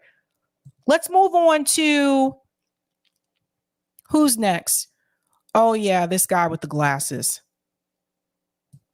Right here. Comfortable. He said that I, who had always gotten the secrets, was being handed the secrets. Look, again, I've done lots of whistleblower stories. There's always a balancing test that you make when you're given material, and you're always balancing newsworthiness versus the motives of your sources. In this case, the newsworthiness clearly outweighed any other considerations, and I think everybody else who worked on the project agreed. Doesn't it seem like any reporter who breaks a blockbuster story is going to get attention, and there may be even financial consequences that follow? It seems like as surely as the night follows the day, that's the case, right? That is true, although I would like to clear up, some things that have been misrepresented. Not one of us has actually been paid to do any of this work. We've all, Oh, drop the mic drop moment. See, if they actually did their research, because I've seen other interviews that Matt Taibbi did where he was asked that question and he said that we weren't paid to do this. There's other things that are going to come up too where you see they didn't do their research as well. Wait for it. Traveled on our own. We've hired our personnel on our own, and I've just hired a pretty large team to investigate this issue. Out of my own pocket. The fact that the attempt comes from the dais across the aisle to smear you, frankly, I think liberals, if I understand that, in your background, you're both good liberals, and you come in, and the Democrats' hostility to what you've undertaken is astonishing to behold. But it's part of the picture we're seeing in Twitter. What's a good liberal? What's a good liberal compared to a bad liberal? Files number 15, Mr. Taibbi, you exposed Hamilton 68, a website associated with the German Marshall Fund that purported in a dashboard to identify Russian bot networks and became ubiquitously cited by media to identify media stories or narratives that supposedly flowed from Russia. From Russia! You showed that the front man for Hamilton 68 was Clint Watts, a former FBI agent. At Twitter, the trust and safety executives were ridiculing Hamilton 68 for the ludicrous identifications that it was making, which they could reverse engineer and figure out who those accounts were. And then in Twitter files number 17, after disclosing Mr. Watt's identity, you disclosed that J.M. Berger is the creator of Hamilton 68. And guess what? He was a federal contractor, right? He was, yes. He denies that he worked on it for the Global Engagement Center, but he was an employee of theirs until about a month before the dashboard's release. Just a month before, and he said, I believe publicly, that the dashboard was the product of 3 years' work. So doesn't it beg sort of the intriguing question whether the creation of this fraudulent Hamilton 68 dashboard was effectively underwritten by government funding? Yes, I think that's a good question. Certainly the German Marshall Fund, which is the NGO that is at the top of the chain in this organization. It's the German Marshall Fund, then the Alliance for Securing Democracy, and then Hamilton 68. They're a federal contractor. They received over $1 million from the Department of Defense. They're the board of the Alliance for Securing Democracy, has a former acting head of the CIA, a former deputy head of the NSA, a former chief of the DHS on it. So I want to make, and the bigger point is hard because the examples sometimes start making it. I want to introduce you to, or introduce the country to somebody else. I think you've mentioned it in one of your writings, Richard Stengel. You know who that is? Yes, he's the former, the first head of the Global Engagement Center. Notice he said, I think you mentioned it in one of your writings. I see somebody did their research. American people to hear from him for 30 seconds. Basically, every country creates their own narrative story. And you know, my old job at the State Department was what people used to joke as the chief propagandist job. We haven't talked about propaganda. Propaganda, I'm not against propaganda. Every country does it, and they have to do it to their own population. Every country does it. Every country does propaganda, and they have to do it to their own people, is Bingo. What Mr. Stengel said. If I understand correctly, he was the head of the Global Engagement Center at its creation, right? He was, and in his book, Information Wars, there are a number of passages where he talks about creating a whole of government solution to the information problem. He hastened to say that he didn't want to create a quote information ministry, but what he was describing roughly approximates that. In the half minute I've got left, he also was associated with Hamilton 68, right? The Global Engagement Center certainly had ties to Hamilton 68. I think it's closer than that. That'll come out. Okay. This guy did his homework, okay? This guy looked up every damn thing. Well, I'd be anxious to hear that. I hope I'll get yielded in a minute or two from somebody else down the way. There's all sorts of stuff to disclose. This committee has to uncover not that single instance, but this system that you have described. This is the hope that Americans have to set this right. This committee, and that hostility shows what we're up against. It's not 3 pillars to the system, it is 4. And you're seeing the left move to crush you and anybody else who tries to expose this. I yield. I thank the gentleman for his great. Oh, snap. Let's go to the next. Who are we going to next? That guy took too long to get his point across. Oh, yeah. Let's go to the Jim Jordan part. And then we'll have to go to the woman who doesn't know what Substack is. We'll get to that too. Didn't vote for. I mean, like, this is about protecting the First Amendment. Mr. Taibbi, I want to read from your Twitter file number 9. You say this: after weeks of Twitter files, the Bureau issued a statement Wednesday, referring to the FBI. Here's what the FBI said: it is unfortunate that conspiracy theorists and others are feeding the American public misinformation with the sole purpose of attempting to discredit the agency. You then follow up, and this is why I think you're an award-winning author, you then follow up, they must think we're unambitious if our sole aim is to discredit the FBI. After all, a whole range of government agencies discredit themselves in the Twitter files. And then you go on to, in this particular Twitter file, to talk about what Mr. Bishop was just talking about, the GEC at the State Department. You talk about the CIA. You talk about the DOD. You talk about the FBI. You talk about the DHS. You talk about the Foreign Intelligence Task Force, which is a combination of all these. But there was one agency you didn't mention, because you didn't know at the time. One agency, you got almost the whole alphabet, but you didn't mention one agency. FTC. The FTC. Yeah. The FTC. That came out. I saw that this morning, actually. You know about him now. Yes, we You know about him now in an up close and personal way. You didn't know then, but you do know now. December 2nd, as I said earlier, December 2nd, the first Twitter file comes out, Mr. Taibbi. And I think there are 5 others, including the ones from Mr. Schellenberger. December 13th, the very first letter that the FTC sends to Twitter after the Twitter files, 11 days after the first Twitter file. There have been 5 of them come out. The FTC's first demand in that first letter after the Twitter files come out is identify all journalists, I'm quoting, identify all journalists and other members of the media to whom Twitter worked with. You find that scary, Mr. Taibbi, that you got a federal government agency asking a private company, who in the press are you talking with? Yeah, I do find it scary. I think it's none of the government's business which journalists a private company talks to and why. I think every journalist should be concerned about that, and the absence of interest in that issue by my fellow colleagues in the mainstream media is an indication of how low the business has sunk. There was once a real esprit de corps and camaraderie within media. Whenever one of us was gone after, we all kind of rose to the challenge and supported. Used to be. Yeah. Used to be the case. That is gone now. We don't protect one another. You know what else used to happen? Democrats used to care about protecting First Amendment free speech rights too. Now it's like, Whoa. Oh my God. This is the part I was trying to tell you guys. Like, this is embarrassing for the Democratic Party. It's embarrassing. Again, I want to remind you, Matt Taibbi and Michael Schellenberger, they're Democrats. And it's their own party that is treating them this way.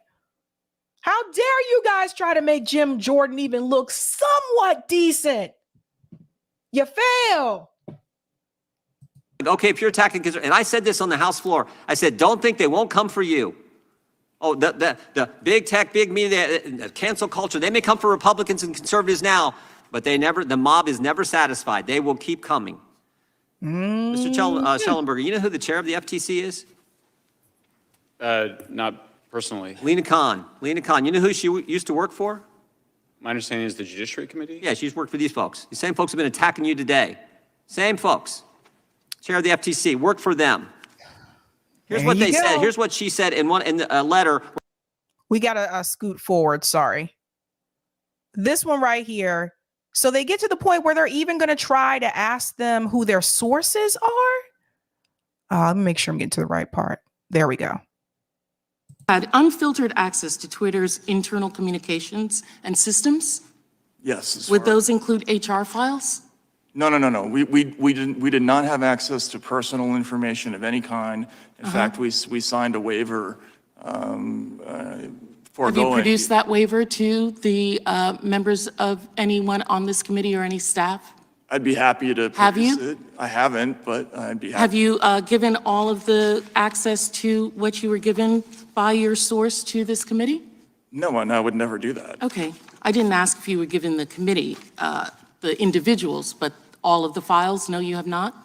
This is the same woman that said he was a so-called journalist. No. So what we're getting is your dissemination, your decision as to what was important and not important in that, correct? Which is true in every news story. In every story. But you have files that you say you are sharing, but those files are just a smaller period of the files. Is that correct? Yes. Yes? Okay, thank you. And the FTC investigation of Twitter, you knew that they were investigating Twitter before the time period that Mr. Musk came on? I was aware of it, yes. And the FTC was concerned with user data being hacked or used? Is that correct, that they didn't have enough checks and balances on that data? Well, I wasn't privy to that part. Have you seen the consent decree?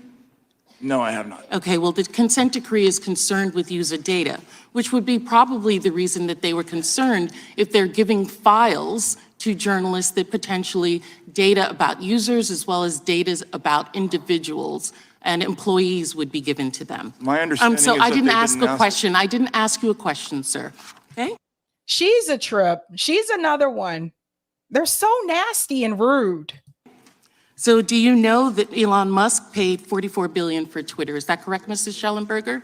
Were you aware of that? Yes, I read that. And did you know that he received that part of the funding from Saudi Arabia as well as Qatar? Oh, so now you guys have issues with Saudi Arabia because you didn't before. I heard that. And did you know that one of those individuals who owns Beyonce was the company Binance, while he has Canadian citizenship, he is a Chinese national. Were you aware of that?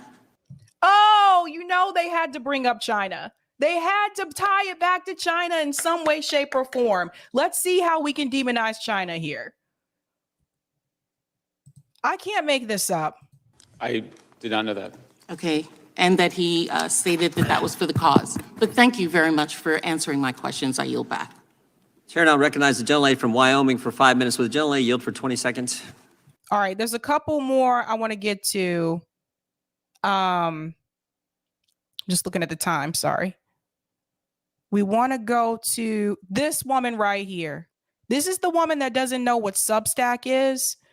So again, it's like there seemed like there was no preparation for this whatsoever.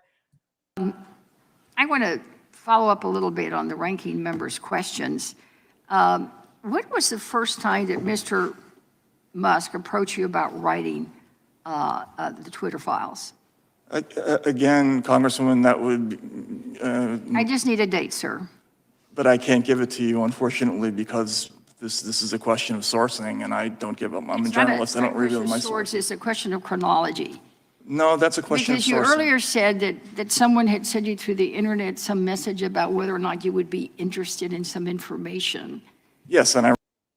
So what she's trying to do, what she's asking him is, when did Elon Musk first come to you and ask you to such and such? But by him answering that question, that's giving away a source if he is a source. You see what I'm saying? So that's why he's like, I can't answer that question. So she's trying to, I don't know if she was intentionally trying to trip him up or whatever, but it's like, if he answers that question, that would then point fingers back at Elon Musk as a possible source, which we don't know that. You know, we know this was a project, but we don't know that Elon Musk was an actual source or not. So you have to be very careful. Refer to that person as a source. So you're not going to tell us when Musk first approached you? Again, Congressman, you're asking me to, yes you're asking a journalist to reveal a So source. then you consider Mr. Musk to be the direct source of all this? No, now you're trying to get me to say that he is the source. I just can't answer your question. Well, he isn't. If you're telling me you can't answer because it's your source, well, then that the only logical conclusion is that he is, in fact, your source. See, that's what she's trying to trip him up so that he would admit, if it's true or not, I want to be clear here, that he was a source, if he is or not. And that's the thing, like she's trying to trip him up with that. But my whole thing is like, she knew better. Like she knows exactly what she's trying to do. And then next thing you know, they're going to have Elon Musk sitting there for a hearing. You're free to conclude that. Well, sir, I just don't understand. You can't have it both ways, but let's move on because no, he can. He's a journalist. No, he can't, because either Musk is the source and he can't talk about it, or Musk is not the source. And if Musk is not the source, then he can discuss No one his has yielded. The conversations with gentlelady's out of order. You don't get And to she's speak out of every order time. because not he's recognized. The interrupted. gentlelady's not Mr. Chairman, recognized. You're not recognizing my time. He has not said that. What he has said is he's not going to. These are our representatives, you guys. These are the people running Congress. Can you believe this? Reveal his source, and the fact that Democrats are pressuring him to do so is such a violation. We're asking him about his conversations with The Musk. gentlelady has not yielded you time. You don't I get have to not just talk yielded over time her. to anybody. I want to reclaim my time, and I would ask the chairman to give me back some of the time because of the interruption. Mr. Chairman, I am asking you if you will give me the seconds that I lost. We will give you that 10 seconds. Thank you. Now, let's talk about another item that when you responded to the ranking member. You said that you had free license to look at everything, but yet you yourself posted on your I guess it's kind of like a web page. I don't quite understand what Substack is, but You didn't even take the time to look it up. A quick Google search would explain to you what Substack was. These people aren't even prepared. that what I can say is that in exchange for the opportunity to cover a unique and explosive story, I had to agree to certain conditions. What were those conditions? She asked you that question and you said you had none, but you yourself posted that you had conditions. No, the conditions, as I've explained multiple times. No, sir, you've not explained. You told her in response to her question that you had no conditions. In fact, you kind of used the word license, that you were free to look at all of them, all 100,000 emails. The question was posed, was I free to write about? Sir, did you have any conditions? The condition was that we published on Sir, Twitter. did you have any conditions, yes or no? A simple question. He was answering the question. Jesus. Yes. All right, could you tell us what conditions those were? The conditions were an attribution, sources at Twitter, and that we break any news on Twitter. But you didn't break it on Twitter. Did you send the file that you released today to Twitter first?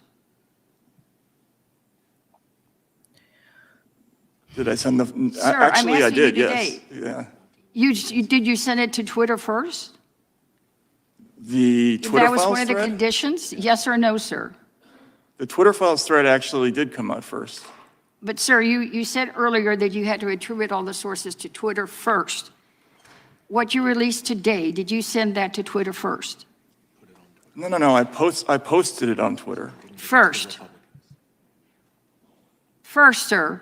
Or did you give it to the ranking member, to the chairman of the committee or the staff of the committee first? This question, Simone said they want names. This question, I think, if I remember correctly, I think they might have got him on this one, if I'm remembering correctly. Well, that's not breaking the story. That's giving. Yes, I did give. So you gave all the information that you did not give to the Democrats. You gave it to the Republicans first. Then you put it on Twitter? Actually, no. The chronology is a little bit confused. Well, then It's more or tell less us the what the same time. chronology was. I believe the thread came out first Where? on Twitter. On Twitter. So then you afterwards gave it to the Republicans and not the Democrats? Yes, because I'm submitting it for the record as my statement. Did you give it to them in advance? I gave it to them today. You gave it to them today, but you still have not given anything to the Democrats. Well, I'll move on. And I wanted to ask. That's probably because, again, this makes no sense. Again, he's a Democrat. Michael Schellenberger is a Democrat, right? This makes no sense to me. This really doesn't. But I'm assuming it probably wasn't given to the Democrats because they're not the ones who called this hearing. I think Jim Jordan was the one who called this hearing originally. If I'm remembering from my notes, I think Jim Jordan was the one who called it. So it was the Republican side that called the hearing, not the Democrats. That's probably why he only gave it to them. But that question, I think that question right there, I think that one might have tripped him up a little bit, but she was confused herself. She doesn't even know what Substack is. Mr. Schellenberger, the same question, sir. When did you first visit with or get contacted by Mr. Musk? I'm not going to reveal my sources, but like I said, I was invited by Barry Weiss. I'm not asking for sources, sir. I'm just asking for chronology. When did you first make contact with Mr. Musk? I don't know the exact date. Was it? It was December. It was December. December of, well, there's a lot of Decembers in history. December of sir. last year. Which December? December of last year, ma'am. Last year, the 2022? Yes. All right. No, last year, 2025. See, this is why I couldn't sit there. This is exactly why I could not do this. Now, in your discussion, in your answer, you also said that you were invited by a friend, Barry Weiss. My friend Barry Weiss. So this friend works for Twitter, or what is her? She's a journalist. Sir, I didn't ask you a question. I'm now asking Mr. Schellenberger a question. Please Yes, ma'am. Barry Weiss. She's so rude. I'm gonna move on to the next person. You can tell no research done. Barry Weiss used to work for the New York Times. Let's go on. Let's go to the next one. We got to do this one before this one right here. We're going to end on this one because this guy, he's going to try to use hate speech and connect it to the Twitter files. And this one really pissed me off. I think I tweeted about this one, right? Yeah, I tweeted about this one. We get to this guy. Okay, here we go. Oh, I think it's Mr. Allred first. Oh, I'm sorry. You just walked in, recognize the gentleman from Texas. Go right ahead. Well, thank you, Mr. Chair. I'd like to ask unanimous consent to enter a few tweets into the record. Sure. Can you identify the tweets? Let's see it. I think staff should have them. Can we put the tweets up on the screen?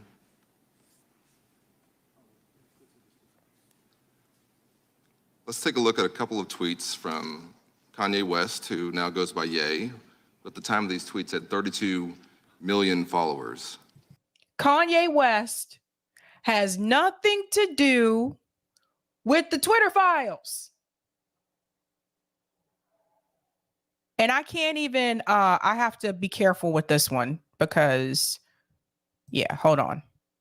I'm going to play this with no sound because I got to be careful. But this is the tweet from Kanye that he posted. And I think what upset me by this line of questioning is because this had absolutely nothing to do with the Twitter files. So he's going to try to use this as an example in reference to hate speech or whatever, and whether or not there should be some type of intervention. Listen to this. Next to it. I can, yes. It's a, would you describe it? It's a Star of David, the swastika in the middle of it. Yes. Should those tweets have been taken down by Twitter? I think it's a difficult question. Hate speech is protected in the United States. One of my heroes growing up was the Ukraine-born author Isaac Babel. He gave a speech at the first Soviet Writers' Congress, and he was asked if any important rights had been taken away. And he sarcastically answered, no, the only rights that have been taken away are the right to be wrong. And the crowd laughed, but he was making an important point, which is that in a free country, you can't have freedom without the freedom to be wrong. Let's move on to a couple of other tweets, not from somebody. Yeah, he's like, yeah, forget all that. Let's just move on. Simone, he probably pulled muscles reaching for this one. Yes, this one is a big reach. Like, again, I'm just trying to make the connection, and I think this one was a problem. 32 million followers. This one says, Elon now controls Twitter. Unleash the racial slurs, K-word and N-word. The other one says, I can freely express how much I hate N-words now. Thank you, Elon. See, these tweets were taken down. Again, this has nothing to do with the information that was released from the Twitter files. This has nothing to do with Hunter Biden laptop story being suppressed. They've told to suppress it on Twitter. This has nothing to do with Hamilton 68. This has nothing to do with the removal of Donald Trump from Twitter, which had already been planned before the tweets about last January. I gotta be careful what I say here. Before the tweets about last January. This has nothing to do with that. This has nothing to do with the FBI's involvement, nothing to do with the CIA's involvement, nothing to do with that. Okay? That's what made me mad. Kanye West was not a subject matter. I went through all the Twitter files. Kanye West was not a subject matter. Let's go on. Even by Elon Musk's Twitter, and they should have been, because they're hate speech. And they lead to real-world reactions. In fact, in the 12 hours after Elon Musk's acquisition of Twitter, hate speech of all kinds spiked on Twitter, including a 500% increase in the use of the N-word. What does this have to do with the information that was released in the Twitter files? And it's not just online. From 2020 to 2021, hate crimes rose almost 44% in major cities. So hate speech online has real impacts in life. And so does election misinformation and propaganda online. Now, Mr. Taibbi, I've read a lot of your work. I respect some of it. But you've cast a lot of doubt on Russian interference in our elections. And today, you have virtually alleged a vast government conspiracy to censor speech. Cast doubt about what? Russiagate was debunked. We live in a cartoon. We really do. But I can tell you that the threat to our democracy, I'm not asking you a question. I'll let you know when I do. I can tell you that the threat to our democracy is very real. And it's not just the elections that get all the headlines. In 2018, in a congressional race, two Kremlin-aligned foreign nationals named Lev Parnas and Igor Fruman succeeded in funneling illegal Russian money to a Trump-aligned super PAC that spent $1.3 million to support the Republican candidate. That was my election.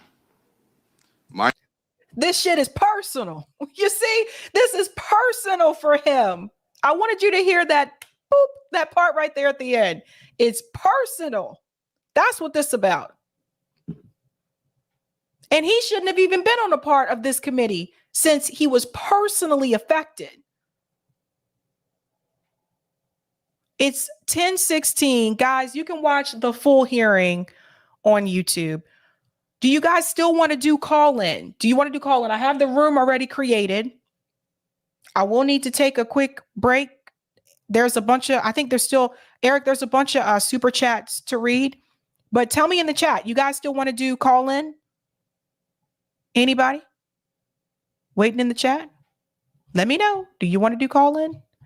But this is just, it's a hot mess. Like, I don't have time for it. That was my race. I was affected. No way I could have sat there and dealt with this. Absolutely no freaking way. Bye-bye. Let me see the poll, Eric, and then we'll scoot over to call in.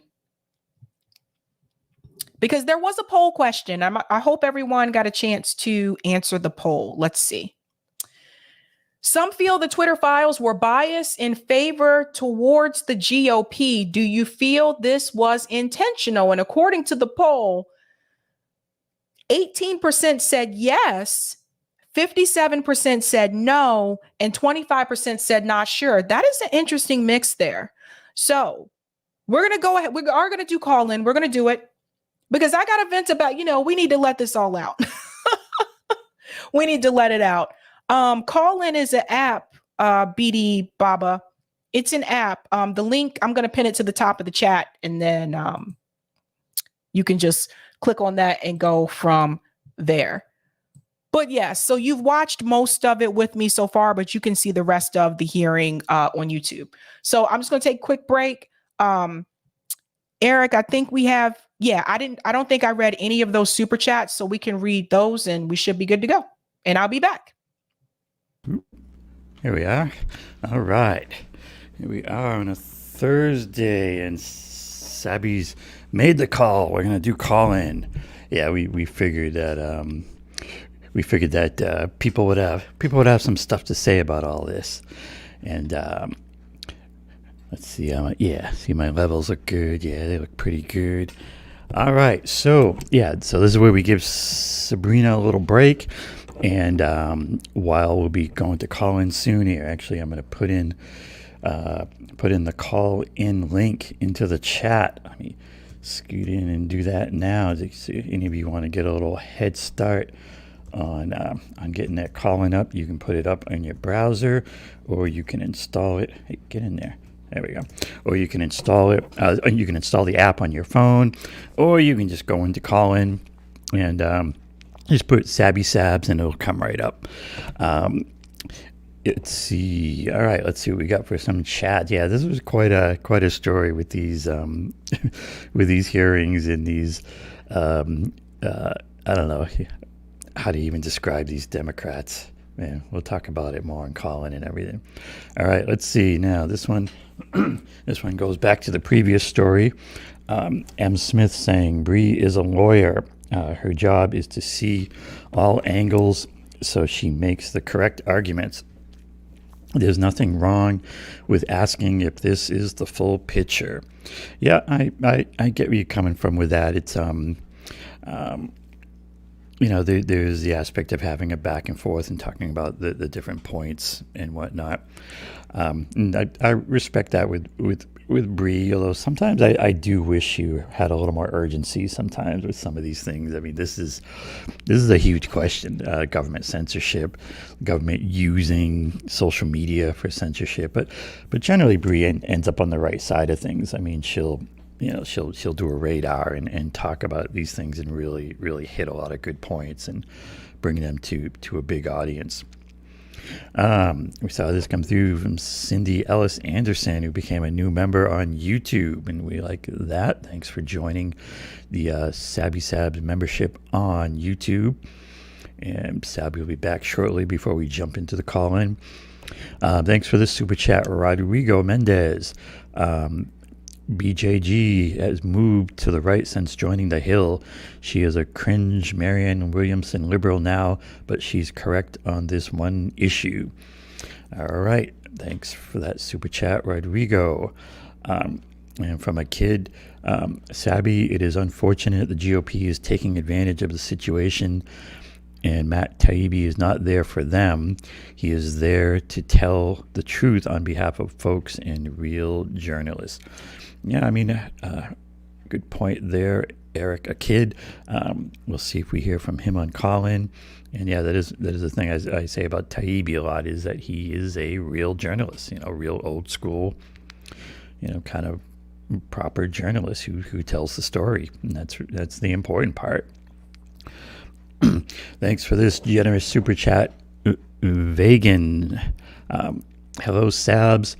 Oh, I wish it was Chris Hedges being interrogated. He would mop the floor out of all these Congress people. Plus, it would be entertaining. LOL. Thanks for that. Yeah, I mean, Matt had a pretty good air of really just laughing at these Congress critters, but he could have done it even more. I mean, I feel like it should have just been like just giving like one-word answers and just making them look stupid. But of course, he didn't have to do much to make them look stupid. They do a great job of that on their own. And thanks for this super chat, Cryosynth. Debbie looked in the mirror when she wrote her narcissist rant. Yeah, really. Thanks for that. And thanks also for this super chat from a kid.